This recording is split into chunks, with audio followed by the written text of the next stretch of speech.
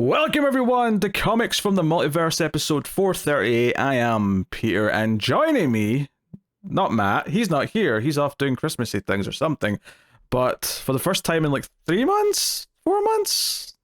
Connor's here? Something like that. It's a Christmas miracle. It's been a while, it's a Christmas miracle. He's dressed Christmassy and everything. In fact, at the time we recorded it is in Christmas Eve, and this will be going out for everyone on Christmas Day. So, yes, enjoy the festive edition of your podcast. Yes. Christmas jumper because I went out for a meal earlier. Yes, and I presume as well most people won't even listen to this until probably the 26th, because they're probably going to be busy doing other important things on Christmas People Day. get bored. People get bored of their families. Very possibly. Very possibly. So welcome everyone, this is the DC Comics podcast. We get together and we talk about the books we read this week, and a truckload of books in this case. Hey, you think you had a lot of books? Well, DC once upon a time actually took this week off in 1 or 2 years because they thought, we won't put books out on that Christmas week. I think it's more when Christmas itself falls. It'd be usually the week after. The week we're recording. Oh, now. Sure, but like if the Christmas Day fell on like the Wednesday, or they usually took that off, yeah, or the Tuesday when it was Tuesday, but no. But regardless, both this week and next week, and I say this week, both last week's and this week's are like stacked. So coming up on today's show, everyone, we have The New Gods issue 1, Absolute Batman issue 3, Action Comics 1080, Wonder Woman issue 16, Nightwing 121, Batman Superman World's Finest 34, Batman and Robin Year 1 issue 3, The Question All Along the Watchtower issue 2, Green Lantern Green Arrow World's Finest Special issue 1, Challengers of the Unknown issue 1, Jenny Sparks issue 5, Dark Knights of Steel Allwinter issue 6, and Plastic Man No More issue 4. That was 13 books for anyone keeping track. I have a Patreon book to do. I will trust me, I'll get to that next episode. Lots of stuff here to talk about. Some issue 1s. Luckily, a couple of these things are final issues, so it means that next month will be busy, but not as busy. I don't think are there that many that are final issues. Plastic Man's a final, and Plastic Man, and Allwinter, yeah. So there's a couple. Yeah, but DC is still launching new books. There'll probably be another new book this week, next month. Yeah, but Action won't be weekly anymore, so that's thank God. That's also a help. Plus one was a one shot, so that World's Finest Special is a final issue technically. I've spent the last few weeks catching up. Oh, the weekly action did not help. Me and Matt did have a good chuckle about that, where I said, he's going to catch up and do this episode, and Matt said, does he realize Action's been weekly? And I'm like, I don't know, but... No, I did, but I think I read 5 issues of Action today. So that should give you an idea. When I was on holiday towards the end of November, and I'd started catching up then, but the Wi-Fi in the hotel was terrible, so I was catching up really slowly, so I had to read other things. I was in early September books then. Okay, so you were 2 months behind at that point then. Yeah. So there's the last couple of I've read up to date. So basically, I still use DC Infinite. So I'm up to date to where DC Infinite is, which means that the last couple of weeks I've not read. Except then I had to go and get the issues of Action Comics and an issue of Nightwing, because Nightwing's on a different week this month. So why would they do that? Yeah, it was a week later last month. Why would they be awkward? Why would they do that to me? I think it's just that last month's got delayed by a week for some reason. Well, the DC screwed me over. Well, I'm sorry, but we're I'd here. blame Dexter Soy. We're here now. Yeah, but his art's good, so I'll let him away with it. It is, yeah. But yeah, we can't all be Dan Mora pumping out 2 books a month, despite the fact he's Dan Mora. How does that man still have a wrist? I don't know. Don't get me wrong. In the last few issues he's done, there's been 1 or 2 panels that have not been as great as the rest of the books, but they're very small. Clearly, okay, 1 panel slipped. Yeah, but he's been 2 books a month for a year straight. He's a madman. I know. I don't know. But we don't just have the books, of course, because, and Connor's going to hate them, I'm about to say this, they didn't give us solicits for last episode, Connor. They gave them for this episode. Are you kidding me? No, I'm not kidding you. Oh, Jesus Christ. I said that last time because I checked before we started. I said, oh, Matt, they've not given us solicits this week. That means they're going to be next week. So, but I guess best go find them so I can follow along.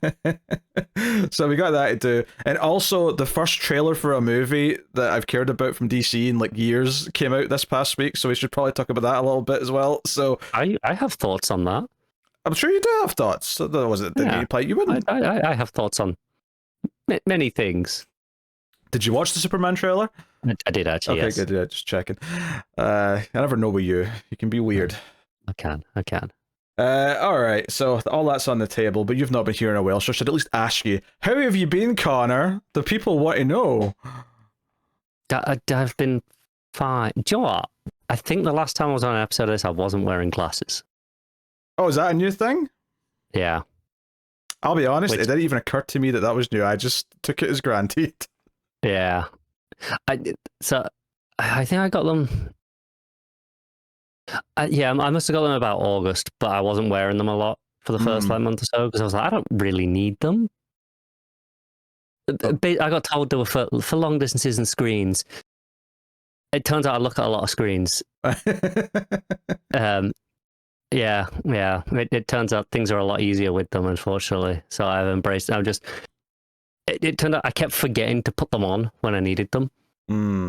So I just had to go, right, I just need to wear them because otherwise I just could not remember to wear. I'd be like 45 minutes into watching an hour-long TV episode, I'd be like, oh shit, I didn't put my glasses on. No wonder. Yeah. So I gave up. I mean, I don't really have sympathy. I've been wearing glasses since I was 5, so it's not really something I even think about. You should have sympathy. I'm not used to this. I work in a greasy environment. They get awful at work. Hey. So, I've not been to the opticians recently, but I did go to the dentist. Yeah, rather you than me. Well, honestly, you were a comfort when I was at a dentist. Because you thought, at least you're not me. Well, yeah, pretty much. Yeah, that was the gist of it. Yeah. As the needle was getting into my mouth to deliver the anesthetic, I thought, you know what? Connor would be whining like a little baby right now. I feel so tough. Hey, dentist, where I got the phobia from. And I took it on the chin. Well, in the mouth, but metaphorically, in the chin, almost. Yeah, in the chin. They had to do it a second time because it didn't work quite as well. So I took I took seconds. I was like, yeah, give me some more. I'm ready for more. And then I couldn't feel the left side of my face for like 6 hours. So, fun. I mean, this wasn't fun. Obviously, it's miserable for lots of other reasons. But the needle part, not much that bothers me. That's whatever. It's the drilling and the sanding and the whatever else they get up to in there that's unpleasant.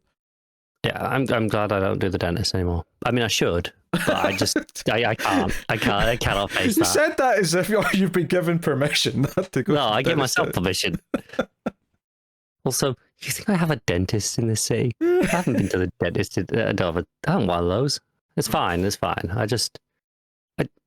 Surprisingly, I don't consume that much like sugar.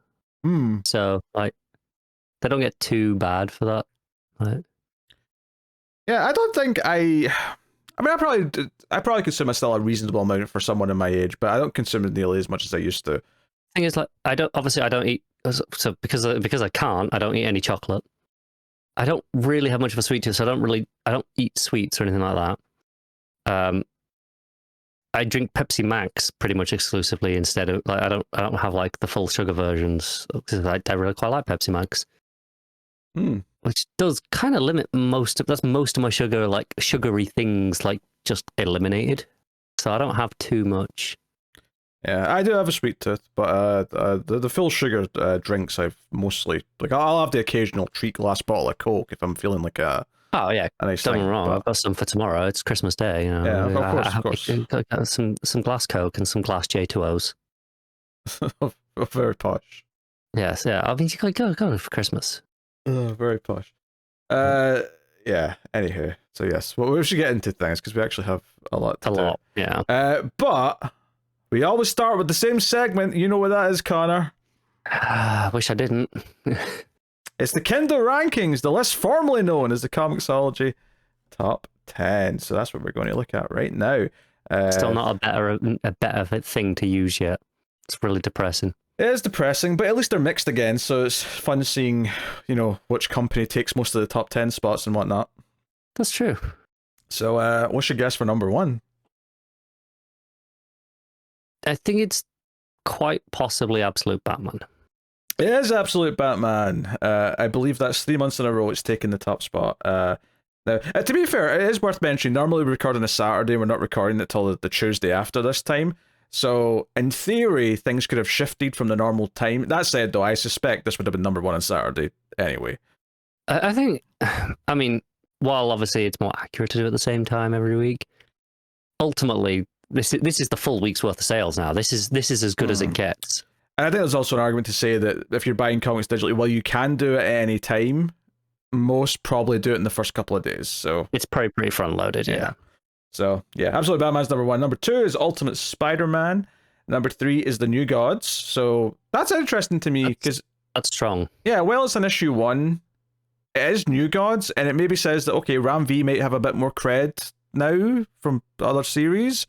Might also mean, just DC's on a bit of a roll right now, so a new number 1 that maybe they've marketed this well. Either way, it's nice to see. So, number 4 is G.I. Joe. Number 5 is Wonder Woman. Number 6 is Batman and Robin Year 1. That's been... We've noticed the trends recently that Mark Waid books do tend to sell fairly well in these top 10s. Mark Waid has reliably been a strong seller for like 20 years at this point, though. 30 years, probably. He's a very reliable name that people will just check out his books because it's Mark Waid. And putting Samnee with them is obviously not going to hurt either. That definitely helps, yeah.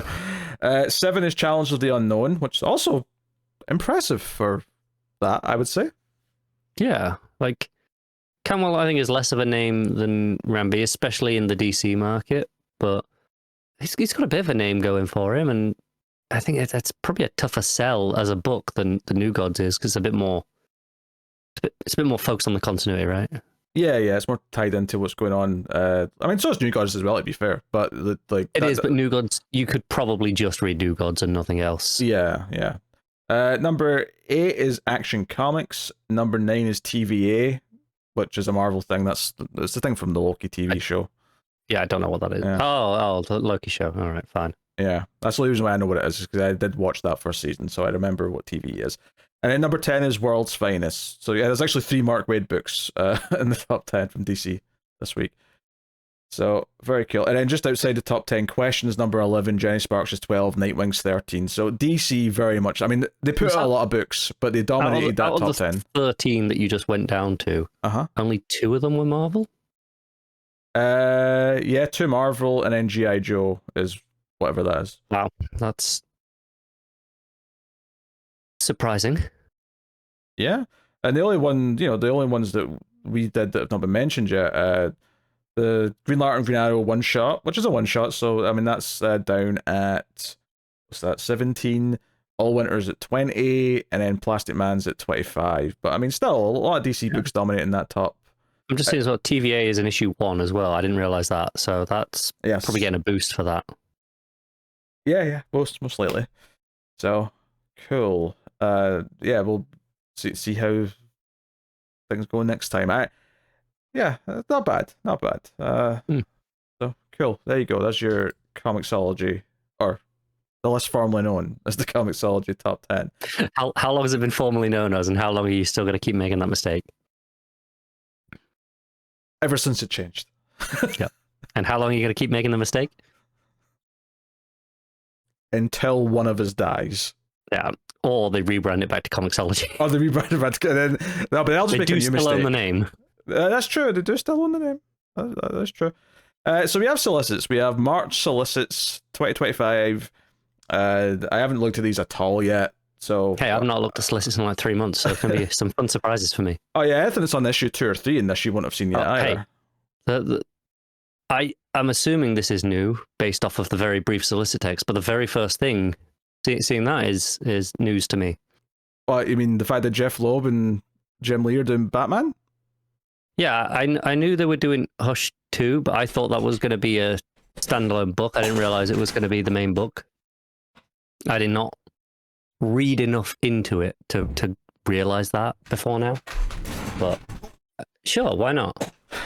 Yeah, I mean, that's how the original series, or the original Hush was presented. It was in Batman, so... It was, but I feel like you could just sell a book that's Hush 2 as a standalone thing, and they absolutely could. But any excuse to get Starsky off Batman. That's what I was going to say on the upside. It's that said, though, I think this current arc in Batman is better than any of the rest of his Batman run. So that's something. I'm a few issues behind still on Batman, I think, because I think that went weekly for a bit. No, I did the weekly section. I think I've done that. Yeah. I'm at least 1 or 2 issues behind on Batman. I think it was twice a month for a couple of months. I don't think it was weekly. That might be what I was thinking, yeah. It's not amazing, but it's definitely, I think, more interesting. It's not tied to all that failsafe Zur-En-Arr bullshit that was... Please, I never want to hear that again. So yeah, Batman 158, which is the start of... this is actually old news because they announced this like 3 months in advance. So other than to Connor, we all knew this was... Like I said, I knew Hush 2 was coming. Yeah. I knew this team up was happening. I just didn't realize it was specifically in the main book. Yeah. They said that whatever con was a couple of months ago. So the thing is, the reason I didn't realize is because I don't think Hush is actually that great. So I didn't care enough to click on the article. I think Hush is a fun enough pulpy time. It's not a special story by any means, but it's... I think Hush is a perfectly good beginner story to give to someone as here's a quick rundown on a bunch of Bat villains and who they all are. But beyond that, I don't think it's actually a very good story. I can't really argue too much. I don't feel strongly about Hush. It's out of all the big Batman classic stories, it's... I like it was an excuse for Jim Lee to just draw everything he wanted to, right? Yeah. And it looks good. Yeah. I mean, I suspect I will have fun reading and discussing this, regardless of it being... It could be a train wreck, but yes. Yes, it could be a train wreck, it could be decent. Who knows, maybe it'll even be good. I mean, that's probably less likely, but it's possible. So... Absolute Batman issue 6, still Snyder and Dragotta. Won't say too much, just ongoing. We'll talk about that properly later because we're doing an issue of that today. Absolute Superman issue 5. Have you read any of this yet? I've read the first. I've definitely read the first one. I think the first 2.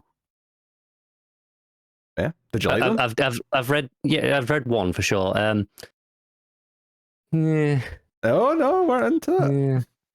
Me and Matt were both pretty positive, I have to say. I think it is far and away the weakest of the 3 absolutes. Interesting. I've enjoyed all 3, so I have a hard time... Actually, how would I rank? That's a good question, actually. How would I rank the 3 books? But I've enjoyed all 3 for various reasons. Speaking of which, Absolute Wonder Woman issue 6 also solicited for March, which has been very good. Really good action comic, that. All the big monster fighting stuff has been very well done. Yeah. Absolute Green Lantern issue 1 by Al Ewing and Johanny Lindsay. So we had heard about Al Ewing taking this book a little bit back, but it is nice to finally see it solicited. Without a core, without the ring, without the willpower, what's left is the Absolute Green Lantern. So we're going to be doing something very different with this take on the character. So cool, that's interesting. Also previously announced was Absolute Martian Manhunter issue 1 by Dennis Camp and Javier Rodriguez. Definitely looks like they're going a bit more wacky and Art Deco looking based on that cover. I like Rodriguez. I feel like I've read a few things by Camp before and I've liked some of it and not liked others. I know I've not read 20th Century Men though, which is like incredibly well regarded, so maybe that'll change my mind.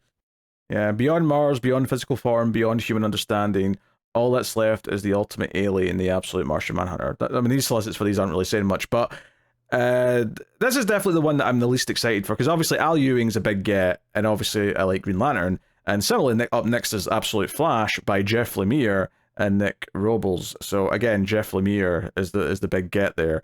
So it feels like the big 5, and by big 5 I mean Batman, Superman, Wonder Woman, Flash, and Green Lantern, all feel like they have fairly superstar like names on them, so they're really making an effort with those. So cool. Yeah. The art's been the selling point on a lot of the books so far, though, and I hope that continues.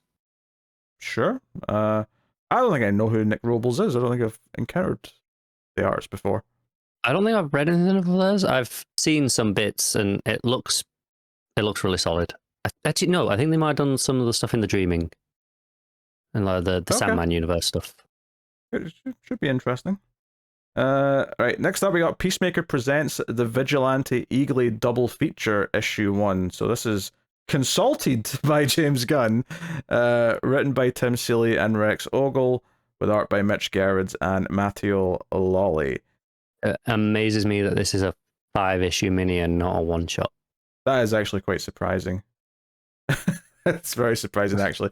The funny thing about this is that this is kind of an easy skip in a weird way, because it's presumably tying into the to the TV show or whatever, because it's got James Gunn kind of connected to it, and it just seems like an easy thing to not bother with. I don't know. Yeah, I don't know if it's necessarily tying in, but I think it definitely is going to be very strongly inspired by characterization and tone. I think it's marketing itself to fans of the show as opposed to necessarily like DC fans in general. Maybe it will tie into season 2, but not season 1. Could be, yeah. That's a joke based about the continuity of the current DCU movies, where season 2 will apparently be canon to the DCU that is now starting, but season 1 is not, just to be confusing. Secret 6 issue 1. Okay, I didn't know about this. This is surprising. Nicole Maines writing. So Nicole Maines is leveling up. So Dreamer's on the team then, right? She appears to be on the Dream. That is correct. But this is a full book by Nicole Maines, whereas typically up until now it's been either co-writing a tie-in issue or doing a backup in a book. This is the first time I think I've just seen Nicole Maines on a full issue.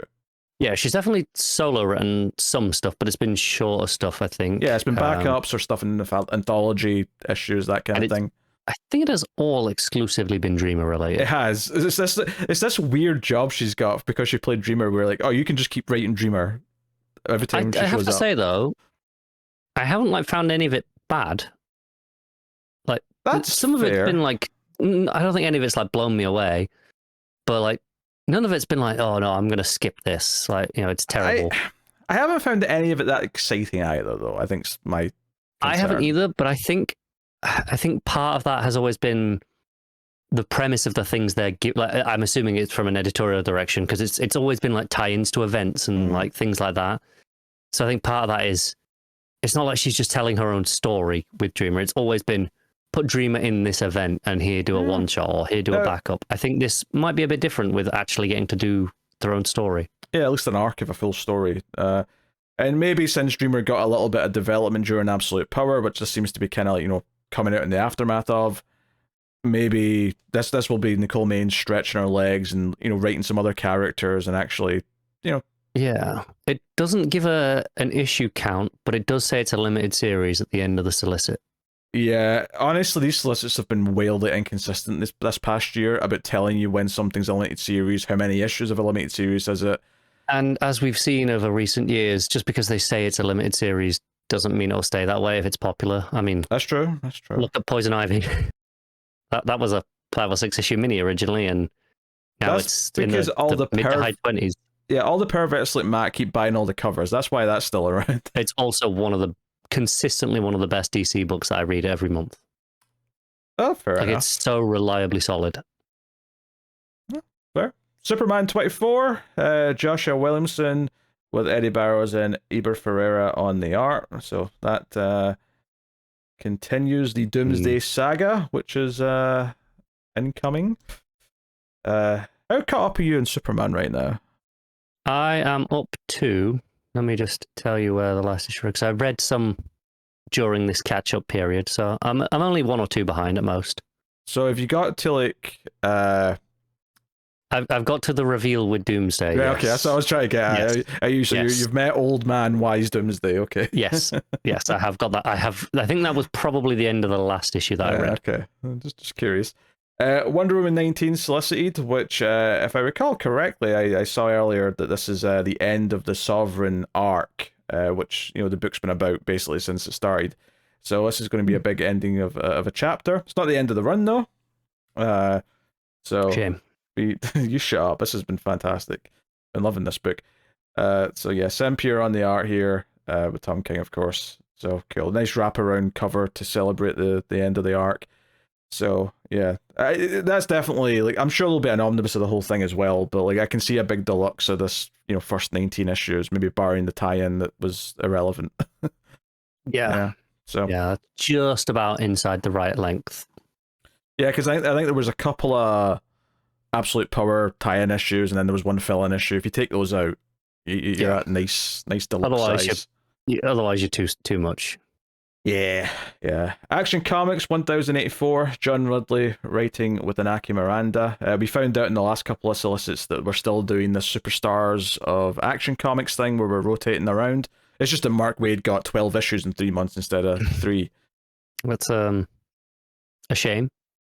Yeah, I would like a proper run as well, but here's hoping Ridley's story is good. Ridley, I find really hit or miss. Like some of his stuff I love, some of it I just do not get on with at all. So yeah, but I mean, there'll only be a few issues at worst, right? So yeah, I mean either way, love it or hate it, it's 3 issues, so yeah, you're not stuck with it for too long. Detective Comics 1095, continuing Taylor's run on the book. We got Justice League Unlimited issue 5, continuing the Mark Waid and Dan Mora run on that Justice League book. New Gods issue 4, obviously we'll talk about this heavily later on because we got issue 1 today. Justice League The Atom Project issue 3 by John Ridley and Ryan Parrott with art by Mike Perkins. So I had not seen this one. The team, Ryan Parrott, I feel like has done. They do Atom stuff before because the name's like really familiar. I don't recognize the name, but I mean Mike Perkins makes obviously, my head turn. Mike Perkins is probably the thing that's the biggest draw there for me. Yeah, this is one, like, I always do this with solicits. I always forget books until they've started coming out, so this is like a surprise again. Oh yeah, this thing is going to exist. Yeah. So I always forget them up until the issue 4 solicit. Speaking of, Challenges of the Unknown, issue 4 solicit. We got Aquaman issue 3, so that's the Jeremy Adams run that's going to be starting next month. Super excited to see his take on the Aquatic Knight. Yeah, obviously I've been really into Adams's Green Lantern stuff. I didn't really like his Flash stuff. More on that later. But yeah, I mean, so it's 50-50 as to whether or not I'm going to enjoy this. I'm hoping for the best. John Timms is pretty solid. Probably wouldn't have been my first like obvious choice for an Aquaman book, but yeah, it's just nice that we got an Aquaman ongoing again. It's just nice to. Been a while, yeah. Yeah, it has been a while. I mean that Rebirth book did go up to like issue 40 something, maybe 50 something, something in that range. Yeah, about that. But that's a while ago now since that even ended. So be cool to see what Adams has got planned here. Zatanna issue 2, Jamal Campbell, both writing and doing the art. This is a miniseries, so I'd forgotten that was coming out. So nice to be reminded. Obviously, I'm hopeful that Campbell's art is better than the last time I saw it, which was probably the last time I was on the show. What book was that? It was one of the tie-ins to Absolute Power. I don't know. Oh, really? Yeah, Zatanna was in it. I think it was an Action Comics issue. Oh, it was when they were moving through like the because I was not a fan tunnels. Of his art in that issue. Okay. But also, has he written anything before? I don't think I've read anything he's written. I don't think I've read anything that Jamal Campbell's written. No. Okay. So yeah, that remains to be seen what that's going to be like. Green Lantern issue 21, Adams run continues on. Cool. Curious to see where that's going now that we're kind of wrapping up a big chunk of it where we are right now in the book. Green Lantern Corps issue 2 by Jeremy Adams and Morgan Hampton. Yeah, so this was obviously solicited for the first time last month. So yeah, second Green Lantern book again. Yeah, it's nice to have more. Let's not overdo it this time. We don't need one every week, DC. No. I think obviously tying into Adam's run makes sense with having him being here as a co-writer. So yeah, is it definitely co-writers or is it 2 stories? Because there's 2 artists as well. That is true. I think we had the same question with the last solicit. The page count does not indicate backup, but it's entirely possible they might have split it up in a more creative way. I'm just thinking though, I don't think so. Like Allwinter, I don't think had an extended page count, did it? Because obviously the first like 5 issues of that were a main story and a backup. No, I think it did. I mean, it felt like it did, and then I think the last issue just had all the pages were given to the main story. Fair enough. Yeah, I mean, we'll see then. We'll see which way they go with this. Yeah. Green Arrow issue 22 by Chris Condon, art by Montos. Which, I mean, in theory, we should have checked this out when it switched to a new person, like a new writer, but just all these books were starting, so it was just like, nah. Fair enough. It was on my list to get to, but I haven't actually got to that yet, so. Yeah, The Flash issue 19, which we actually both... I dropped it fairly early in this run. Matt stuck it out for like another, like, maybe 4 or 5 issues, and then very, very begrudgingly admitted that he wanted to drop it, and finally did so. I am amazed that you dropped it before Matt. It was... Because like, I was pretty out after the first issue, but I thought you, from back then, I thought you were enjoying it a lot more than Matt did. I was really enjoying the style of it, but by the time it got to like issue 5 or 6 of the run, it was getting so convoluted with so many concepts that it was thrown at me that it was just becoming so because there was one issue that was really good that was kind of really focused about a character who might be someone grown up from the future, and that was like a really interesting issue. And then, but every time we went back to this garden where Wally's sort of in his own mind or something, or he's in this pocket dimension in the Speed Force, and we've got the archangels, not angels, archangels. Morning angle. There's a lot of stuff going on. Anyway, so that's still going. But you know what? There's so many other books starting that, to be honest, it's good that I don't want to read that for a while. Catwoman 74 is going strong. I did actually read the first issue of the new writer because it was issue like 69, 70. What was that like? Actually quite solid. Oh, okay. I quite enjoyed it. It's I'm going to catch up on it. But honestly, I think this is one that we just didn't even notice it changed, like the team. I think it just kind of flew past us. So on I only noticed because DC Universe Infinite, they have like a section for the all-in books. So like, here's all the new ones. Here's all the stuff with the big new brand, the first issue of all of them. It just kind of throws it into that section. And I saw it in there. And I was like, oh, well, I'll give it a try then. And it was actually quite good. Oh, that's nice to hear. Birds of Prey issue 19, with Juan Cabal on the art for this particular issue. So, very cool. Nice cover there in that one as well.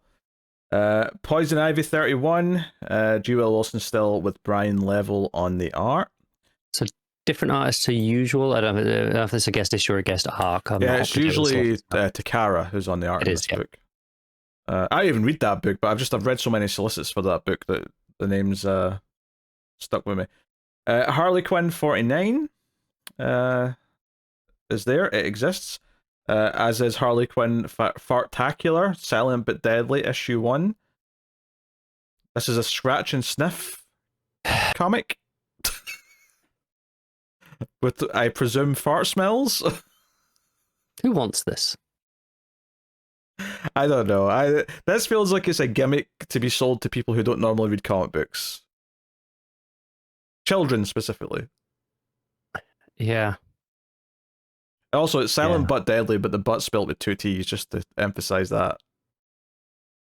I hate it. Oh dear. Nightwing 124, Dan Waters, Dexter Sai, continuing that run. We'll be talking more about that today, and that was an issue. Batgirl issue 5. Well, that's a nice cover. That's a good cover. And that's continuing that run, which I've also very much enjoyed the first 2 issues of that. I very much enjoyed the first issue. Haven't done the second one yet, but very good. It's not as tight as the first, because the first one's so like impeccably like simple in its execution. Yeah. The second one has to be a bit more basically one room. Yeah, but it was really good still. Cassie's like inner monologue as she's like changing her mind about things is very good. Well done. And the way it does her reading the body language as well. Yeah. Yeah, I enjoyed it. Yeah, it's really good stuff. Batman and Robin issue 19, more of Philip Kennedy Johnson's run with Javi Fernandez. that was a nice surprise when I was reading through it. So I was just catching up, and I'd forgotten that he was taking over. So I just got to it and started the issue. I was like, "Ooh, this is different." It is. I liked the first issue of his. The only one I've read so far. Yeah, I liked it for the most part. My only critique is it felt like Damien had like regressed a bit with his like take I feel on like it. that happens every single time we get a new writer on Damien. It happens maybe to an extent, but like this felt like a strong regression to me compared to normal. That said, though, everything it's doing with the serial killer stuff and like the cult and all that sort of side of it, I've been digging. Yeah, I mean, it's only been 2 issues of it so far, but I did like the second part more so. Batman and Robin Year 1, Issue 6. We'll talk more about Issue 2 of that, or Issue 3 of that later today. So cool. Metamorpho the Element Man, Issue 4. That starts this coming week. So we'll have more to say about that then. Question All on the Watchtower, Issue 5. Again, we'll have more to talk about that. There's a lot of books today because I've said that a bunch of times at this point. Shazam issue 21. Josie Campbell with Damn It Dead still on the art. So cool. Yes. Power Girl issue 19. That's continuing, and Matt will still read it. For reasons. Yes. So yes, 2 big reasons, I presume. I was thinking that, yeah. JSA. That having said that, though, that he did help me understand something in the backup of Action because he's been reading Power Girl, so he made sense of something that I didn't. So it was at least handy having him with that knowledge. That's good. That probably went straight out of my head as well then. Yeah, that's something to do with Kara or Karen Starks, but being able to like, connect psychically with Kara was a thing that was established in Power Girl. So sure, why not? It's yeah. Anyway, GSA issue 5, Jeff Lemire and Diego Orlotege. So obviously that just started recently. Read issue 1 of it. I've not actually checked that one out yet. Black Lightning issue 5, Brandon Thomas and Fico Ozio. DC Cross Sonic the Hedgehog issue 1. I did not know about this. What's happening? Ian Flynn writing with Adam Bryce Thomas on art. I don't know. Maybe it'll be as good as the Godzilla Kong crossover. Hey, other than the lukewarm ending, that was surprisingly fun. Yeah. The monstrous Darkseid crosses dimensions to invade the world of Sonic the Hedgehog, seeing the ultimate power. Oh, he wants a Chaos Emerald. Darkseid wants the Chaos Emerald. Sonic and his friends have faced everything from mad scientists to ancient spirits, but the forces of apocalypse may be too much. No shit, Sonic.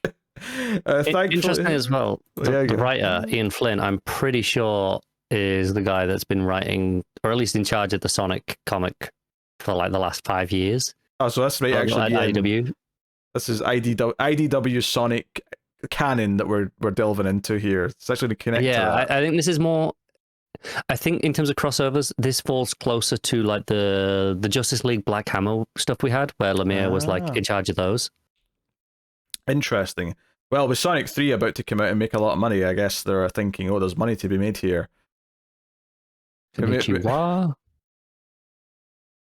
What? I'm quoting the trailer, never mind. People would have got it. Okay, I'll take your word for it. Hey, they're feeling confident because they just announced Sonic 4 for 2027, so... Jesus Christ. I'm amazed. And I read I think a spoiler. I won't say what it is for everyone, don't worry. But I read a spoiler about characters that are expected to be in 4, presumably because they're set up at some point in 3. And I thought, how many of these Sonic characters are there? There's enough to set up another new character at the end of every movie for the next one. The correct answer is at least one more. And that's always the correct answer. Well, they haven't got to Rouge the Bat yet. So we'll see if they ever get there. At least one more. Titans 21, John Layman and Pete Woods, which, yeah, sadly, I ended up not reading more than one issue of this new run. It was perfectly okay, the first issue of it, but it was just okay, and there was a lot of books starting, so it was easy to just sort of cut it off there. Oh, Connor's went mute. He's speaking and nothing is coming through. Gremlins of the past. Now he's troubleshooting. I will go on with the solicits while he figures things out. Two-Face issue 4 by Christian Ward and Fabio Veras. So issue 1 of that was pretty solid stuff. so I'm intrigued by more as Connor continues to troubleshoot. Black Canary, Best of the Best, issue 5. I'm sure Connor would hate it because it's Tom King, but issue 1 was really good, so excited for more of that. Batman Superman World's Finest 37. Mark Waid and Adrian Gutierrez. So yeah, I'm still shocked every time that this book, especially with Mark Waid taking all these other projects, but he's committed to this being a long beefy run seemingly. So there's that. Batman Dark Patterns issue 4. Dan Waters and Ian Sherman. Oh, Connor's back. There you go. I am. There we go. Yeah. Dark Patterns had a good first issue as well. Well, I've not done that yet. I think it's on the next week of where I'm up to. Yeah, me and Matt were both into it because that was last week that came out. So, good stuff. Just when Matt was like, I'm not reading any more Batman books, he keeps getting good Batman books to read. Yeah, they do that. Yeah. It's really annoying. Yeah, Batman, The Long Halloween, The Last Halloween, issue 6. And I'll say it, the full title every time, just to point out how stupid it is that they'll just call it The Last Halloween. I hate it so much. There. I mean, the book itself's actually been pretty decent so far, I think. I've been... It's solid. I've not been loving it, but it's solid. It's nice to be back in that sort of version of Gotham, because, I think most people read Long Halloween, at least, if not that and Dark Victory, early on in their comic reading careers, that it's nice to revisit. Yeah, it's a weird one, isn't it? Because obviously it's different artists every issue, so yes. I think this will read better. It'll be one of those weird occasions that reads better monthly than it will collected. I think it might be a very disjointed collection by the end, potentially. It's a shame because I thought that the first artist they had was very good at emulating Samnee, or not Samnee, Hate Sale, and I was like, oh, just keep this guy. this was very good. The second one was Klaus Janson, who obviously has such a distinct style of his own. I don't think was even trying.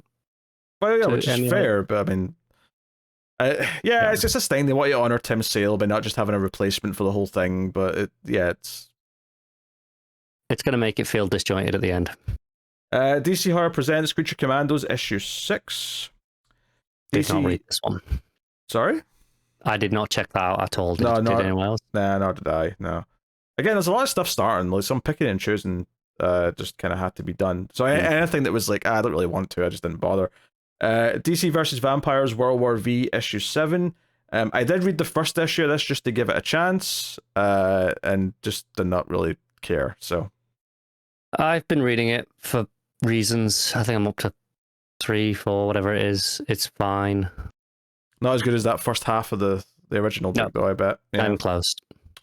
Yeah, it's a shame. It's a shame. Apparently, Joey Esposito's doing the backup on this one.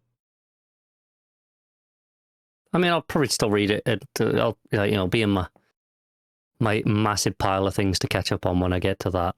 But I'm not going to be excited for it. Here's one we were predicting based on a reprint that was solicited last month. Superman, The Last Days of Lex Luthor, issue 2, the Black Label book by Mark Waid. It's real again.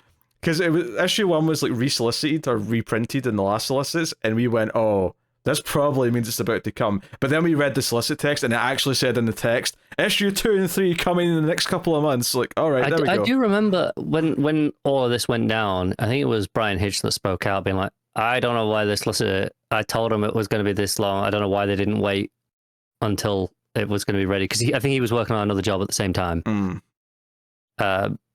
So why they did that to themselves in the first place? Yeah, it was clearly some sort of weird mistake. Someone just put it into the print file and didn't think twice about it, and here we are.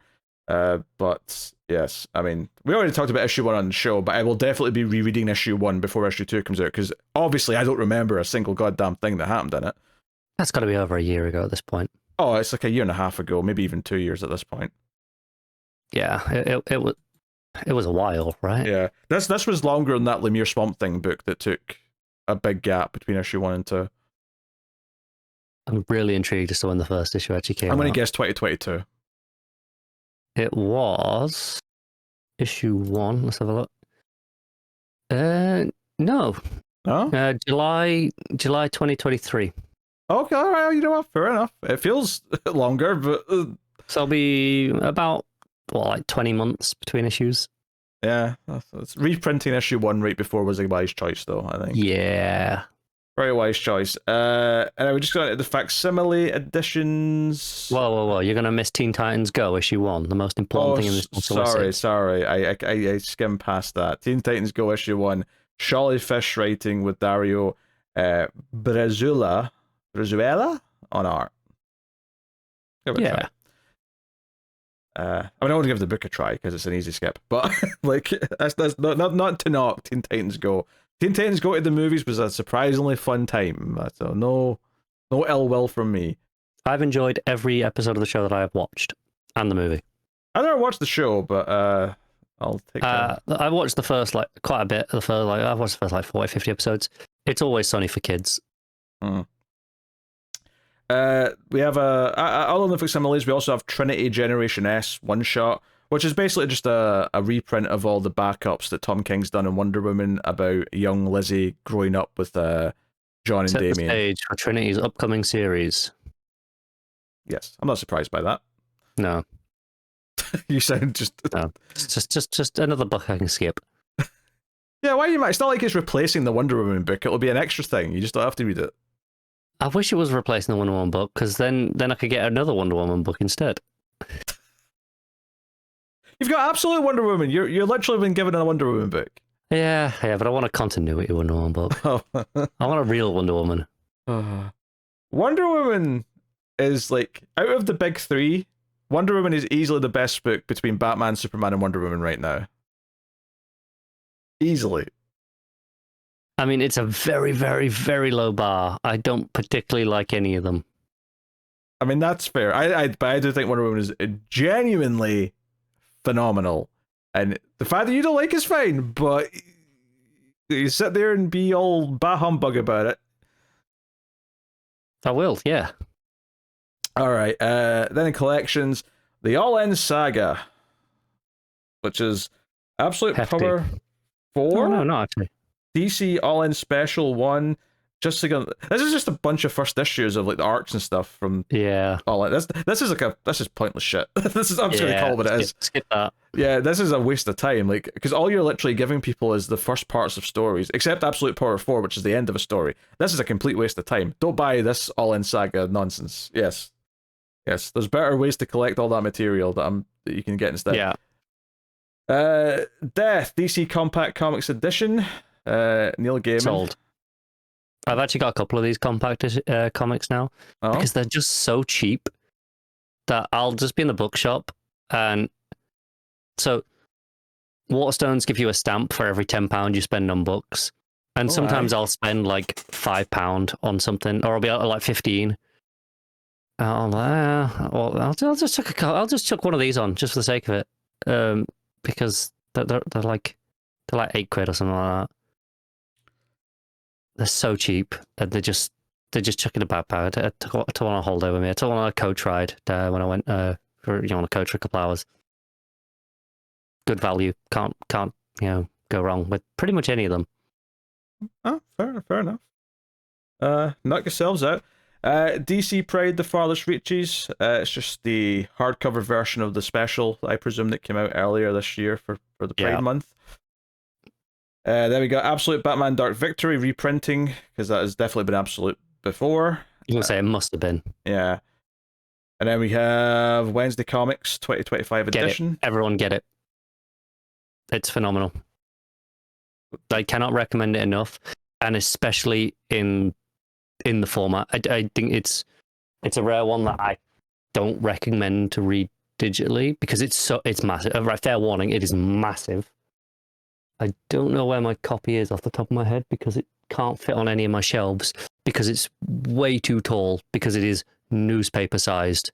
And it's fantastic. Every story is fantastic, and you want to read it in the big massive format. Okay. It's 11 inches by 17.5 inches for anyone who wants to go and measure it's that huge. out. Yeah. It's newspaper sized. Kangaroo Tests and Tournaments. I have no idea what this is. Otherwise, I think it's one of these young adult... Fish, so it's younger. It's Charlie Fish is the one he's the kids ones. Right. Oh, right. I see a little Wonder Woman on there, so it's Kangaroo as in... Okay, all right, okay. I was looking for the DC connection, I found it. We Found a Monster by Kirk Scroggs, another graphic novel of some sort for young kids.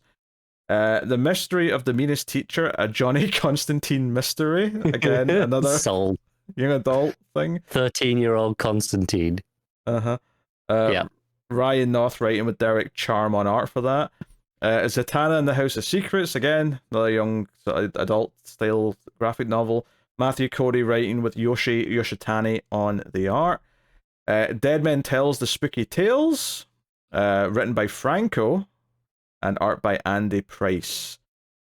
So what is this one? I don't know this one. It's a 13-tale anthology.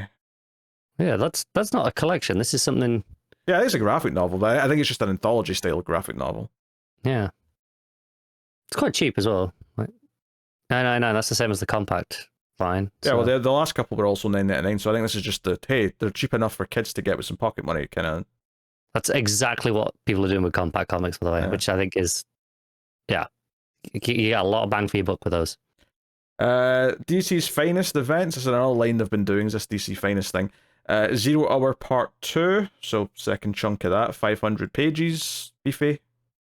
Yeah, they're the big soft covers, but collecting a lot of like Silver Age and onwards classic stuff. I think meant to be pretty good.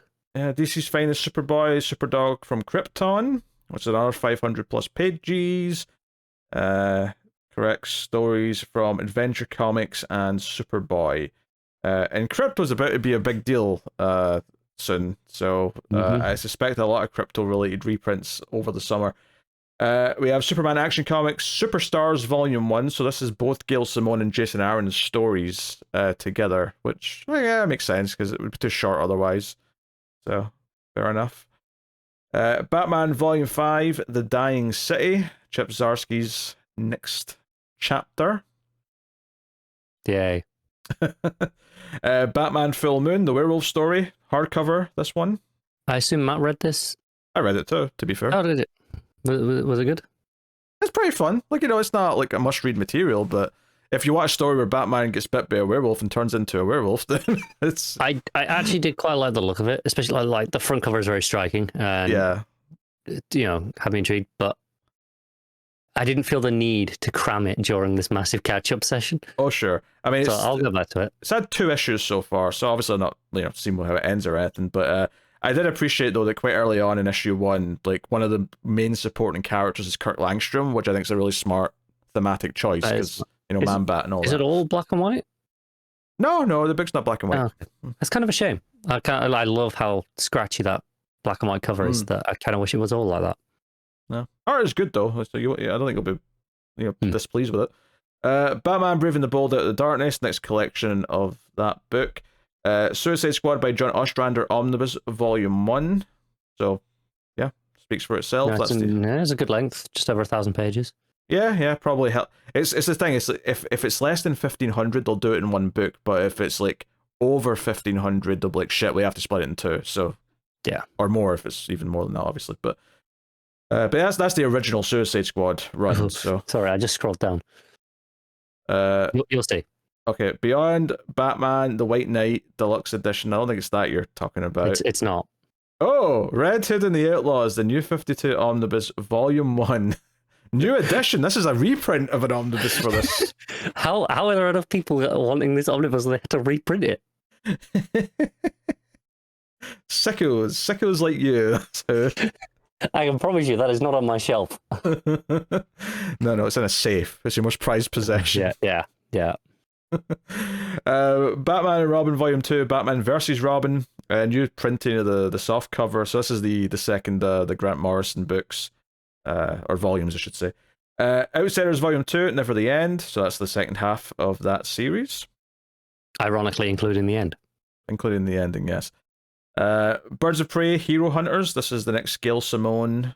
Actually, no, I think this is a reprint of one that they already put out, Gail Simone, because it specifically says 2025 edition, so maybe it's not a reprint, chunk of it.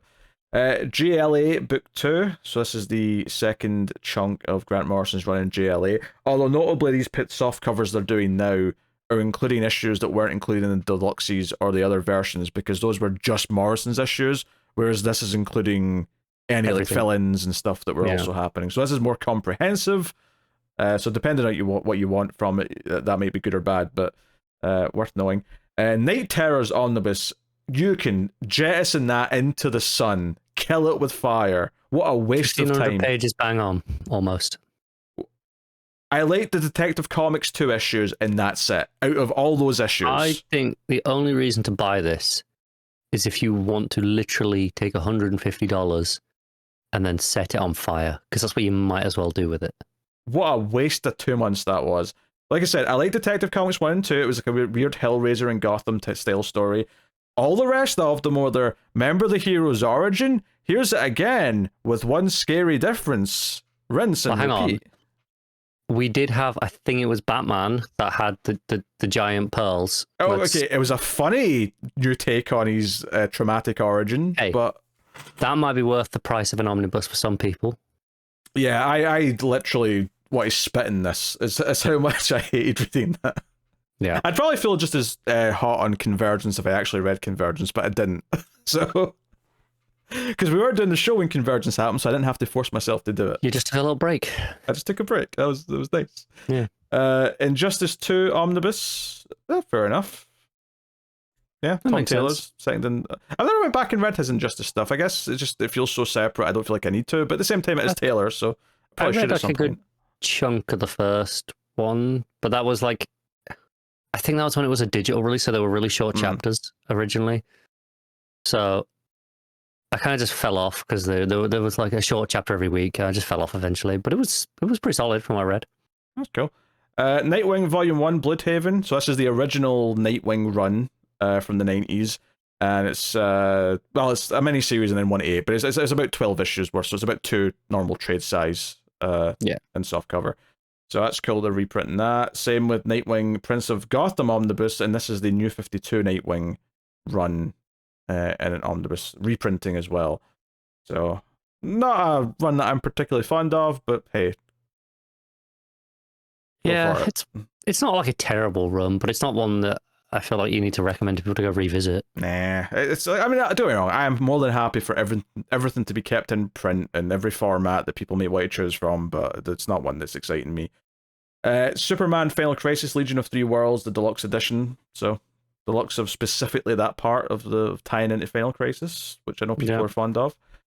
100 Bullets Book 2, new printing of soft cover, 400 pages. Cool. Keep it up. Superman Up in the Sky Deluxe Edition. That's the Tom King 6-issue Superman story. This was the one that was originally in. Was it newspapers? Not newspapers. Remember they did. There was a Superman and a Batman story that they printed in something else. It was like I think it was like, is it Free Comics at Walmart or something? It was something like that. Yeah. Was Gail Simone doing one of them? I feel like Gail Simone did something in that line. Something like that, yeah. But Superman one from King's getting a deluxe. Legion of Superheroes, The Curse Deluxe Edition. So I don't know enough about Legion to know what this story is, but I'm sure Matt's foaming at the mouth somewhere. It's a pretty hefty looking book though, so you're probably getting your value, and it's Levitz and Giffen, so it's probably solid. Yeah, 540 pages hardcover, so it's basically an omnibus, it's just not deluxe sized, I guess. That's the only difference. It's no, I think it probably is more deluxe sized than. Oh no, it says deluxe edition. Yeah, it says deluxe. Never mind. I was gonna say deluxes and omnibus are the same trim. Yes, they're both oversized. Yeah, but I didn't read deluxe, so I thought it was regular hardcover size but thicker. Ah, right. Yes. Okay, I'm with you. Yeah. Deluxe and omnibuses are always the same height, for lack of a better term. Wonder Woman by Greg Rucka omnibus. That's cool. So that's 1,000 pages, and it's the original run, but it looks at the numbers here. It is, yes. Yeah. It's not his rebirth stuff.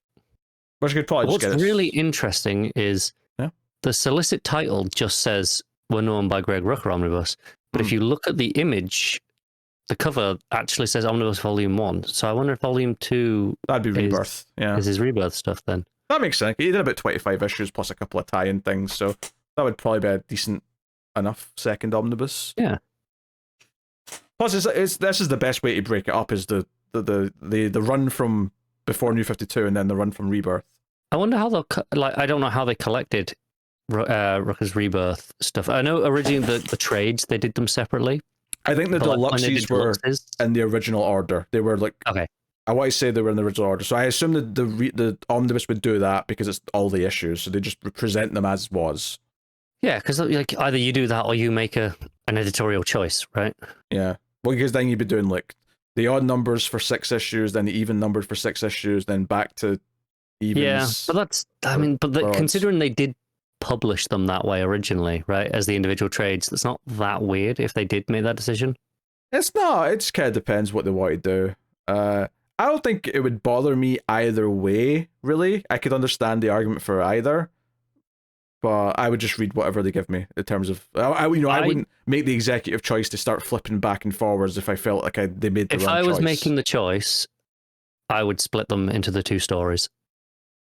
Even though obviously they were originally printed, but like he was essentially doing 2 Wonder Woman books, like because it was double shipping. It was basically 2 Wonder Woman books, just running in the same book. That's what made it feel okay to do, though, is because it was double shipping. It felt like you say, a Wonder Woman ongoing and then a Wonder Woman origin. Wonder Woman year 1 almost, yeah. So I feel like I would probably make the call to separate them and just do the earlier story first and then the second story. But he kept doing it right for the 3rd and 4th arc, so I would, that's the thing he did from memory. So I remember. I would say you do the earlier story and then the present day story, and then you go back to whatever's earlier from the next 2. I wouldn't put them all in chronological order, if that makes sense. I'd have to go back and reread it to check if there was stuff that like paid off. I think it did, because I want to say thematically there was stuff that it was in the year 1 setting up, like stuff with Ares that then had like a dramatic callback, I think it's more the other way around. Like if there's stuff that's in the present day stuff that then like kind of thematically teases stuff in the second arc of the earlier stuff, if that makes sense. Yeah, the problem is though, is that if he did teases going both ways, then that's an argument for why they should be presented in the original release order. Yeah, but then like at that point, I think it's fine to make an executive decision. It's the same with flip books, right? Like when you make a flip single issue, it's fine. You do reader's choice. But as soon as you put the digital version up or you collect it in a trade, you have to make a decision as to which story comes first. Like one of them is objectively the first story at that point. Yeah, and the last time they did that, which was the all-in special thing that kicked off everything, I think they made the right choice with the order they put them in, because I think it worked that well that way. But yeah, I agree. They did the main Justice League side first. Yeah, the hero side first, and then I think it was more exciting reading it that way, because it was like, oh, big shock, this is about Darkseid, and then you got to read what actually happened with Darkseid, so it worked for me that way. But yeah, open to choice. Anyway, that's the Solicits. So we're an hour out of this show. But we're not going to start the book yet, because there's a little trailer that came out in the past week that we probably should touch upon, and that of course is the Superman trailer for James Gunn's Superman, which is coming out in July. Now, this felt like a bigger deal to me, not even just on a personal level. I just mean in terms of the internet caring about it, and like, oh, here's the 30-second teaser for it, here's the actual trailer, people are talking about it, people are debating about it. It felt like a big trailer drop in a way that I don't think a superhero movie's had in quite some time. Even Matt Reeves' Batman, which I do think ended up being a really good movie, and lots of people did like that movie. I don't feel like there's been like an event trailer for a superhero movie like this since, I don't know, maybe like Endgame? Maybe? Yeah, I didn't love it. So like Matt Reeves' Batman, okay. I didn't love that, so I was like going in not like massively hyped, ready. Yeah, I mean, this has nothing to do with that movie, at least. So regardless, that is true. Yeah. Obviously, it's the most recent thing that was like big. So well, it's not even the most recent DC movie though, because since Batman, they had Flash, they had Aquaman 2, they had Blue Beetle, and they had Black Adam. These existed. So did I. They're all that forgettable. None of those are real. But that's more to the point as to why this felt so much bigger than anything they've had recently, Yeah. So, I mean, yeah. So, I was hopeful. And that little 30-second thing they put out, like, the day before, obviously my ears were sort of perked up because I'm like, okay, what sort of music are they going to use? And sure enough, they give me this sort of slow, kind of epic version, and I'm like hearing the notes of John Williams' theme in there, and I'm like, okay, all right, you've made one good choice so far, right? The first thing you've given me is a good choice. That first little 30-second thing, there wasn't much to go on though, except I will say that I do think the shooting style does look a little bit kind of cheap in a weird way. It's got this over exposed kind of look to it, which makes it look like a sort of digital looking. Yeah, I'm so talking like. So I really like the vibes. Yes, of what the trailer's doing. I like the tone. Visually, I think it looks boring as shit.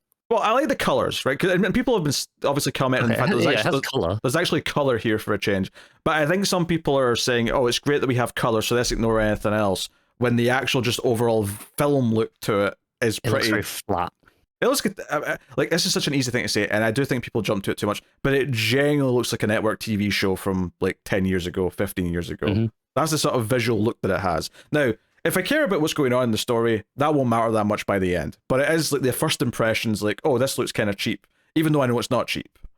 It matters a lot right now, though. I think. Yes. When you're selling a movie on a, like, for a lot of people, the only thing they'll watch before the movie comes out is possibly this 2-ish minute trailer, because this is what will play in front of things. I think. You know what? They revealed Crypto was going to be in this like a few months ago, right? James Gunn put out that photo, whatever. Yeah. And I never really thought about it, but seeing the reactions to this trailer and like, holy shit, he might have found the thing that'll make all the normies go, ooh, what's that? And get excited. Dog. Yeah.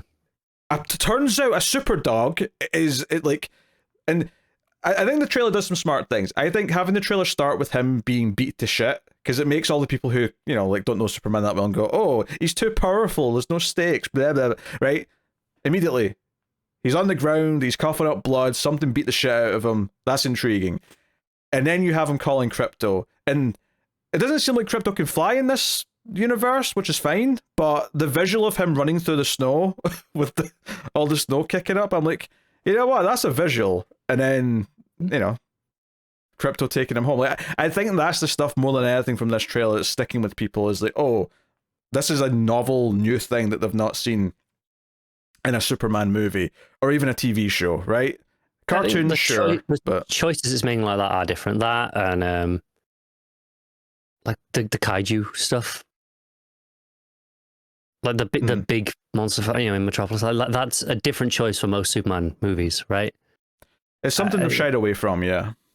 Yeah, like before. It's not that weird, like, but it's slightly weirder than what we've typically gotten from Superman movies, which have been, I don't want to use the word grounded because they haven't been. They've been very conservative in the few things they take from the comics, where if you've been reading Superman comics for any length of time, nothing in this trailer is actually weird, but it's kind of exciting to see a Crypto. It's exciting to see hints of bigger things.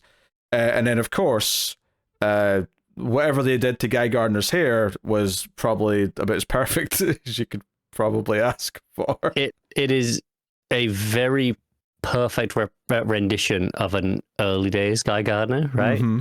Yeah.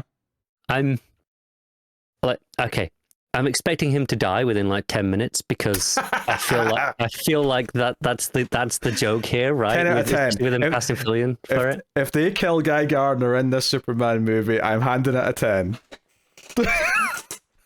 I feel like that's going to be the joke. Mm-hmm.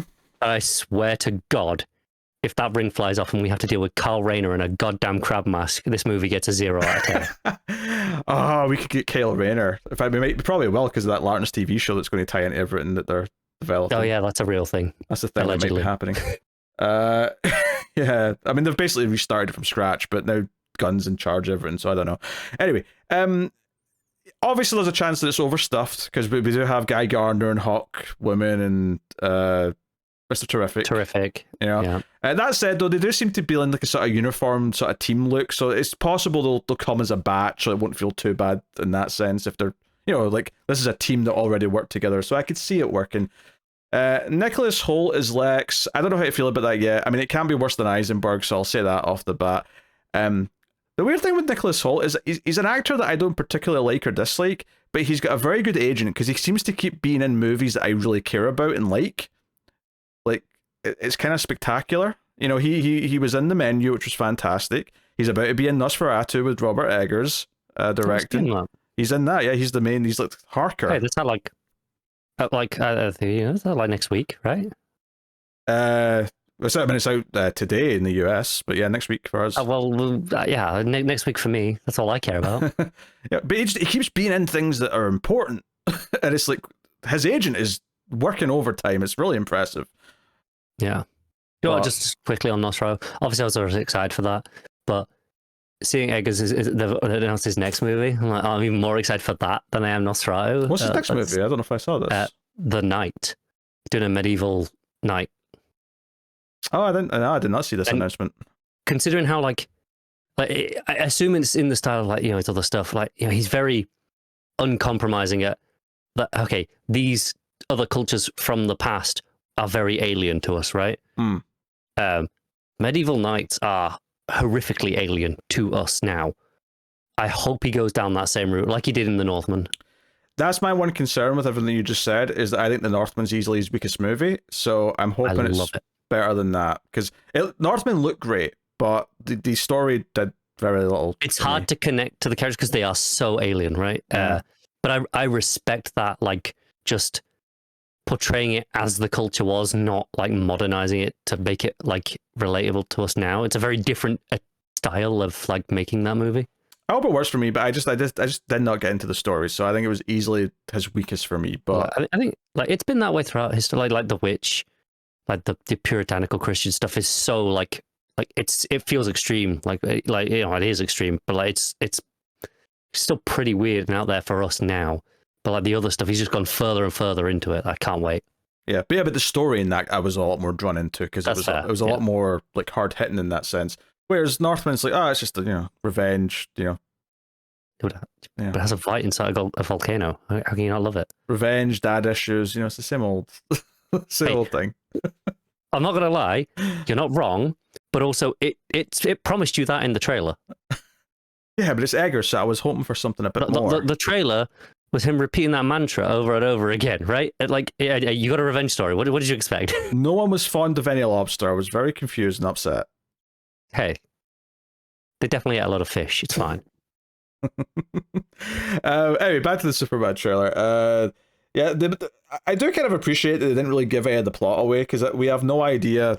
Obviously Lex might be the main villain, but he's definitely fighting someone who's superpowered in the trailer. We don't get a good look at.